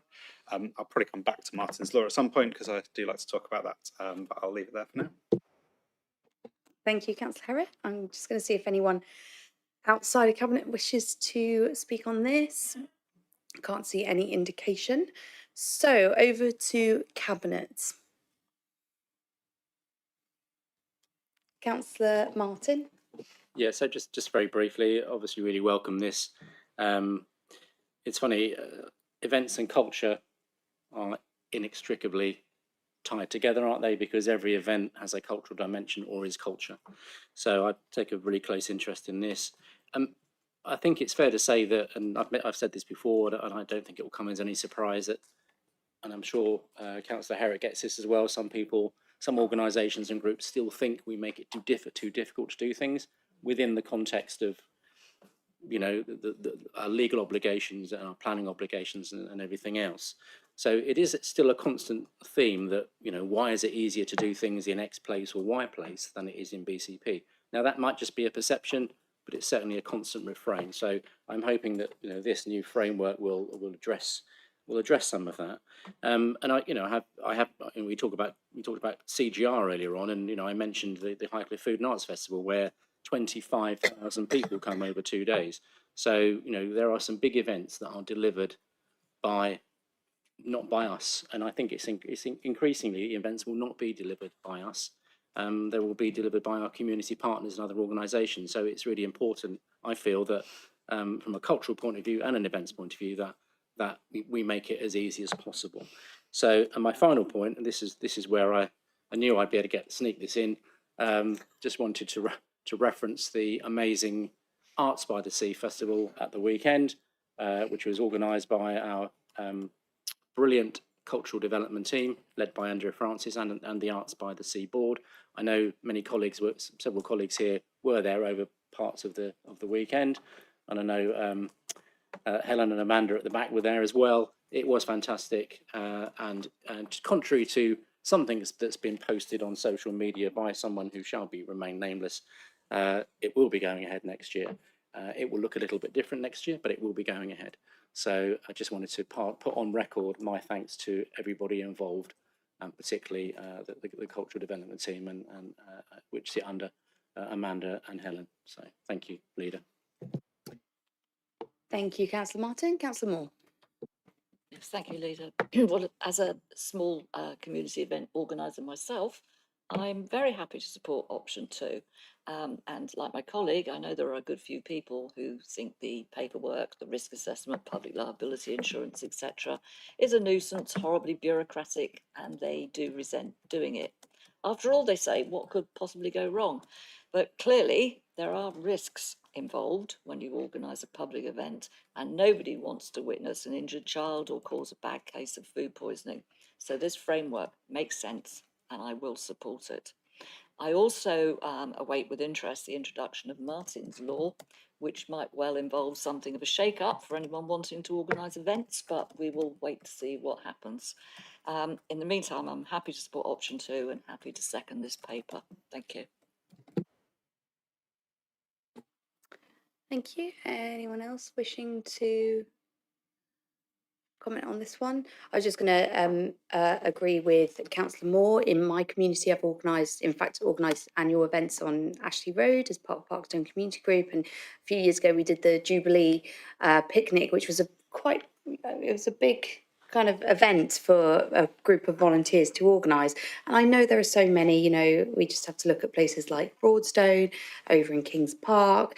There are lots of events that take place, and I've often felt, as I've been going through the paperwork, that as an organisation which has a duty to people attending events, that it was always a bit of an overkill for the council to check me checking others. And it really is about where that responsibility sits. And I think this is absolutely the right balance in terms of managing those higher risk issues where we know that sometimes there are problems, or where if something did go wrong, it would have a high impact, compared to those lower risk people who are taking part in these events, and making sure that we're actually putting responsibility onto those who have taken it on through organising it. So I'm really pleased about that. I think it is an efficiency within the council, but I also think it enables our community groups to get on and not to be double checked at every opportunity by the council. So I'm going to go back to Councillor Herritt to sum up, and then we'll go to a vote. I'm shocked to hear from Councillor Martin that he wanted to talk about culture. And he's also essentially tied us together, which I think is a worrying image for anyone. Some of that challenge where councils are not checking some information, but they are willing to take that risk. As someone who used to work in events, having been involved in major incidents, I think, I'm not wanting to catastrophize, but bouncy castles taking off is a real risk, and not one that I would want to see on any bit of council land if we'd not checked to the right degree that we should. I am going to mention Martin's Law. I think that we're yet to see implementation, but it is going to have a really significant impact on a lot of event organisers. It's anything from 200 people up in open space or not. And the council is not down to be the enforcement agency, but will almost certainly have a role to play, although it's not really clear from the implementation plans that we're seeing from government at the minute as to where that's going to sit. But yeah, I think anyone that's in the event space is really wary of what's to come there, and it does worry me that it's one of those laws that's kind of addressing a lot of necessary things in that space, but it's potentially kind of leaving a lot of gaps, and that's so I'm hopeful that the government have got a really slow implementation phase at the minute, so I'm hoping that they're using that to kind of fill the gaps. And I know that Amanda Barry, our head of commercial operations, is looking at that in detail and following it through. But yeah, I'm pleased to support the recommendation 2, where it is option 2, isn't it? Yeah. Option 2. Thank you, Councillor Herritt. Right, let's go to a vote. All those in favour of the recommendations? Thank you. That is unanimous. I feel like we're making good progress here with the agenda. So item 14 is the designation of the Lilliput Forum Lilliput Neighbourhood Forum and Area. I'm going to be proposing this item. Can I see if there is someone to second this one, please? Happy to second, Leader. Thank you very much, Councillor Hannah. So, neighbourhood forums are community-led organisations empowered to develop neighbourhood plans for a defined area. These plans enable local residents to shape the future development and the growth of their communities through a shared vision. And before a neighbourhood plan can formally be adopted or the official planning word is made by the council, it needs to go through quite a few statutory stages as it is a legal process. We received an application to designate the Lilliput Neighbourhood Forum and Area. And it's a proposal that includes areas in Camphor Cliffs, a section of Parkstone Ward, and also a little bit of Pen Hill Ward. So it crosses over several boundaries to try and reflect the community that would be included within those boundaries. It did undergo a statutory public consultation between the 14th of July and 25th of August, and there were 64 representations that were received. A prospective forum may propose the area it wishes to plan for, but it is the local planning authority who must formally designate both the forum as a qualifying body and the neighbourhood area, taking into account various factors, including consultation feedback. So it is up to us to make that decision on whether we are happy to agree to that formation of that area forum and the start of neighbourhood plan. So just to give a personal perspective, I was really grateful to actually work with the community on this as well in my role as portfolio holder. It really showed that I think the the community are quite serious about creating a neighbourhood plan here. And I was glad to be able to kind of feed into that process and what I felt would be acceptable. I'm really glad that that went out for consultation, and now we are in this final designation stage. The only thing I did just want to mention though is that this actually may be our last designation, and that is because the central government have cut funding to the production of neighbourhood plans in the future. But I'm glad that we have this one here, and I would always encourage more to come through. But as a local authority, as a local planning authority, our statutory duty is to provide support, but not to fund the creation of neighbourhood plans. Okay, so can I see if there are any councillors who are not on Cabinet who want to speak on this item? Can't see any indications, so I'll go over to Cabinet. Councillor Hannah? Thank you, Leader. Just to say that I am very happy to second this.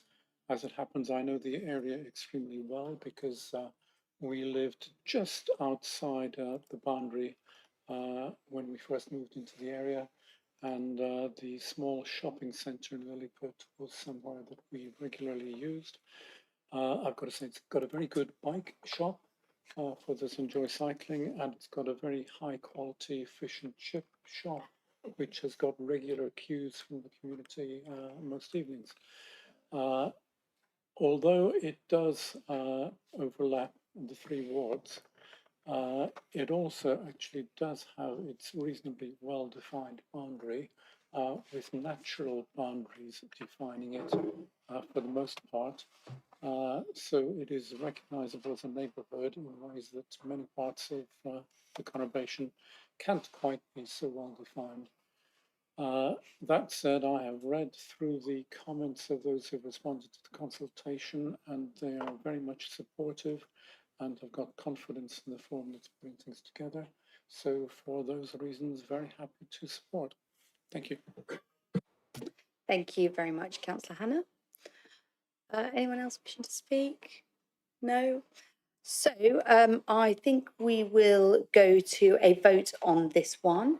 If I can see all those in favour of the recommendation, which approves the application by Lilliput Neighbourhood Forum and designates both the forum and the area, please do indicate now. Thank you. That is unanimous. Okay, so moving on to item 15. This is the Dorset Local Nature Recovery Strategy. This item is going to be presented by Councillor Hadley. Can I see if there's someone to second this one, please? Happy to second, Leader. Thank you, Councillor Martin. Over to you, Councillor Hadley. Thank you, Leader.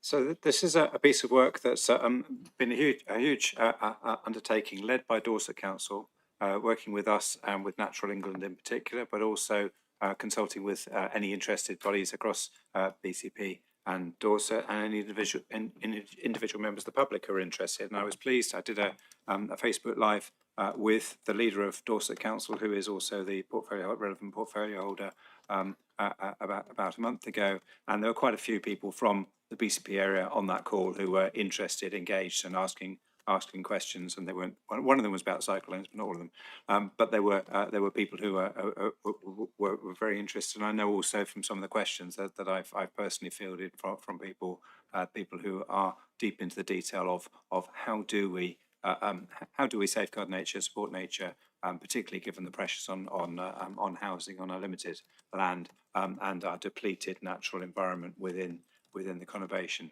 So it's an important piece of work. It identifies key species that are seen as either under threat or indicators or food sources for other species, and how that whole hierarchy works in terms of producing a more nature-rich area across both the urban and rural spaces. And one of our real challenges is to make sure that it's not all about rural farms and woodland and places where they've already got actually quite a good nature. We do have some star specimens within BCP, and we need to nurture those and encourage those, and that's what this lays out for the considerable future going forward. Thank you. Thank you very much, Councillor Hadley. Can I see if there's anyone not on Cabinet who wishes to speak on this item? Nope, there are no indications. Anyone on Cabinet who would like to speak on this item? No indications. Well, I won't go back to you, Councillor Hadley, to sum up, but I think we can probably go to a vote on that item and the recommendations that are set out in the paper. Can I please see all those in favour of that recommendation? Thank you, that is unanimous. Okay, and we're on to our last paper, item 16, which is Get Dorset and BCP Working Plan. This item is going to be presented by Councillor Herritt. Can I see if there is someone to second that one, please? I'm quite happy to second that, Leader. Thank you, Councillor Burton. Councillor Herritt, over to you. Sorry, I was just waiting for Councillor Moore to stop coughing. I didn't want to open up with that. So this is another piece of work which is Pan Dorset, or the slightly historic county of Dorset, if you kind of want to go back to 1973-ish. As the report outlines, this is the Get Dorset and Bournemouth, Christchurch and Poole working plan, which is obviously quite wordy and is part of the government's response to get Britain working. It looks to get people not economically active back into work, and obviously is one we're supportive of.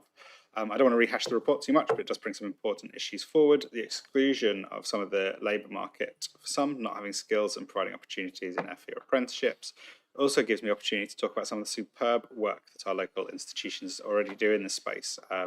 Bournemouth and Poole College in particular offering a huge range of apprenticeships in collaboration with other local higher educational institutions in Bournemouth University and AUB and Health Sciences University contributing. And we're really lucky to actually have not only obviously 3 universities in our area, which does compete with some cities, but also that they are so outward facing in terms of their approach. A key component of this yet to come is the Connect to Work programme, which is a voluntary scheme for people with disabilities to get some assistance in coming back to work. But this went to the Health and Adult Social Care Overview and Scrutiny Board last week. I will admit I'm losing track of the weeks at the moment. And we did have, this was recommended for taking forward through Cabinet, but also we had some really interesting discussions around engaging with the BCP Poverty Truth Commission, which is going to be added to the action plan. It was considered if the plan could propose a universal basic income. However, that looks more like a national political request. So the Dorset Council was, I think, suggested that was more of a national political campaign. Keeping spend local, which we are absolutely in the business of trying to do where we can. The Send section looks for clarification on 16 to 19 transport funding as part of the Connect to Work service. There is a little money available for that, so that's going to be added to the delivery plan. And Councillor Brown asked for some unpaid carer data that might be able to be added due to a presentation he'd received about 3 o'clock in the afternoon of the scrutiny meeting, which we've received actually just during this meeting, that they're going to look to add in as well. So I'll leave it there and we'll sure discuss. Thank you, Councillor Herritt.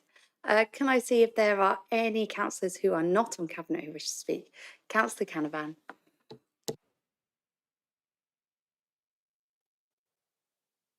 Thank you very much. As Councillor Herritt mentioned, this came to the Health and Adult Social Care Overview and Scrutiny Committee, and in addition to supporting the original recommendations that were outlined in the paper, we did seek to ask you to agree an additional recommendation, which is the Health and Adult Social Care Overview and Scrutiny Committee recommends that Cabinet agree for the Get Dorset and BCP working plan to return to an overview and scrutiny committee at an appropriate stage for further scrutiny to enable members to review its delivery, assess its impact in supporting individuals to return to work, and consider whether intended outcomes are being achieved. The reason why it's a little bit unspecific as to which overview and scrutiny committee it should go to was when it became apparent that this paper was coming to Cabinet, the Overview Scrutiny Committee's chairs were asked to consider which Overview and Scrutiny Committee it should go to. And in the end, it was agreed that it would come to Health and Adult Social Care for reasons I'll go on to in a minute. But we were able to also invite the chair of the Overview Scrutiny Board and the chair of Children's to the meeting, and I very much welcome the support that we had from portfolio holders at the meeting as well. One of the reasons why I was particularly keen for it to come to Health and Adult Social Care was because of the connect to work aspect of this. It's only one aspect of a much broader piece of work, but it's about the barriers to employment that people face with long-term illness, disability or mental ill health. So it's a really, really important piece of work to try and see what we can do to unlock those barriers. And of course, there are other aspects too, which we touched on at the meeting, which is about apprenticeships. And, you know, I think we covered that quite well, really. So keen for it to come back. One of the things that I found difficult as the chair of this committee was to get all of the necessary bits of the jigsaw in one place at one time. It's a constant frustration for me, Chair, to try and combat silo working. It's particularly prevalent with our colleagues in health, if I'm truthful. But this is a broad-reaching piece of work, and I think it's really important, as Councillor Herrick mentioned, to try and ensure that we bring together all of the partners that are involved in trying to deliver this.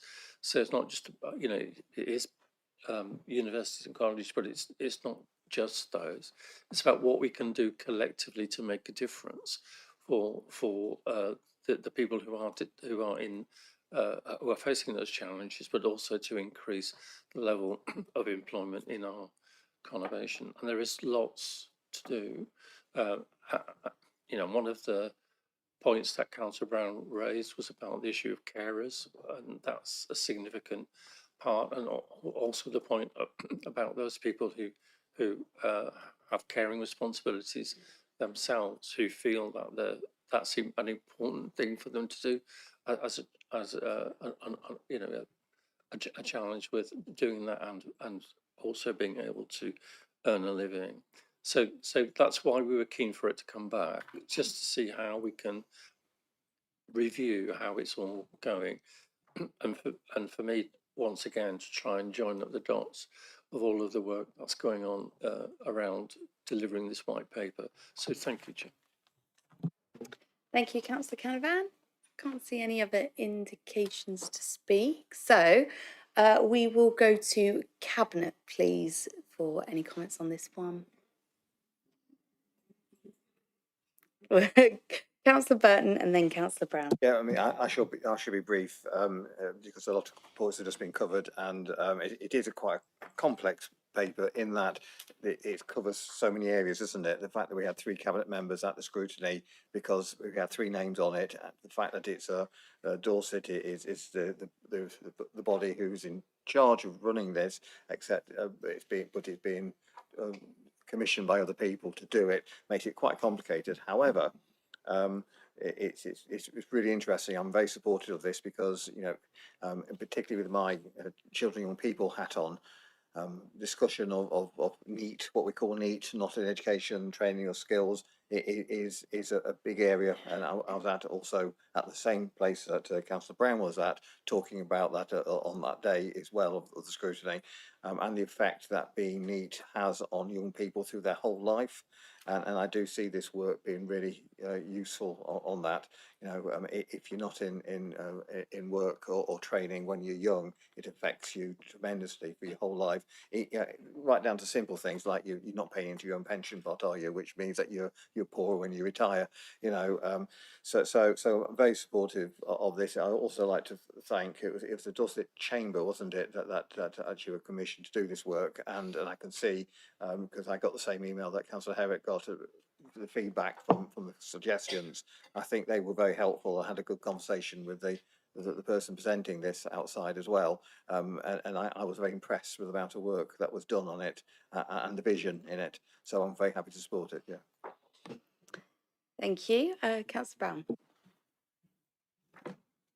Yeah, thank you, Chair. Yeah, I attended the Overview and Scrutiny Committee, and we'd had, as portfolio holders, we'd had sort of a briefing on this report. And I think for me, what's important is that, yeah, it's sort of an edict come down from government and with some funding that we need to do this report. But what we need to make sure we do is we actually tailor it for our area, and we actually make sure it works for the residents of our area, and it is a bespoke sort of piece of work that actually we push through, and I'm pleased that the scrutiny committee will be looking at it. And I'm really pleased with the officer's response to the suggestions that were brought up at the Overview and Scrutiny Committee, and I know we've just had some text and figures through about unpaid carers, because it was a point I'd raised. Actually, it was our party conference. I attended a meeting with the Centre for Care from Sheffield University, and they just published some unpaid carers data from the census, from the last couple of censuses actually, which they're hoping will be used nationally to make change for unpaid carers. And actually the statistics they've got is we've got over 33,000 unpaid carers within the BCP area. That's over 8% of our population. And that's those people that on the census identified themselves as unpaid carers. There's probably an equal number that actually don't think of themselves in those terms. And quite a lot of those, significant numbers of those, are working age and have had to leave employment for some time because of their caring responsibilities, whether that's for an elderly parent or for a young child. So I do feel it's one of those real areas that myself, Councillor Moore and others sit on lots of panels and discussions with our carer communities. And it's one of those areas I feel I can really sort of help to make a difference by getting it included in this, so that it is part of the focus of the work. And not only that, I've been in correspondence with representatives from the Centre for Care in Sheffield, and I'm hoping that they're going to see that in Dorset we are starting to use their new dashboard data for our local populations, and they'll try and propagate that nationally, so that actually all local authorities that are having to do this across the country will actually start to include unpaid carers data within their Get Britain working plans, and we can be at the forefront of, we're doing it here. They need to start doing it across the country as well, for not just our local unpaid carers, but right across the UK. So I'll be sharing that with them, and hopefully spreading the word wider. Thank you, Councillor Brown. Anyone else? Okay, we will go back to Councillor Herritt to sum up, please. Thank you. I'd like to add my thanks to Dorset Chamber and the colleagues across various organisations for their work. As noted, we do have several portfolio holders who are around this, and it's a real cross-cutting piece of work. We did have a very tight turnaround from government, with the guidance only issued in March and essentially having to be complete today. Obviously more than happy to go back to scrutiny at an appropriate stage, and apologies I didn't mention it specifically. It's kind of my view that it's in scrutiny's gift to kind of pull us back if they want, but obviously I'm happy to agree to that as a thing. And I do agree with Councillor Canavan on preventing silo working. It's a challenge in any large organisation. I've worked for universities and big corporate organisations, and it's a challenge in all of them. And obviously here we have two local authorities and the local NHS board involved, so that's a challenge before you even get to another organisation. But yeah, pleased to kind of hopefully pass this and get it underway.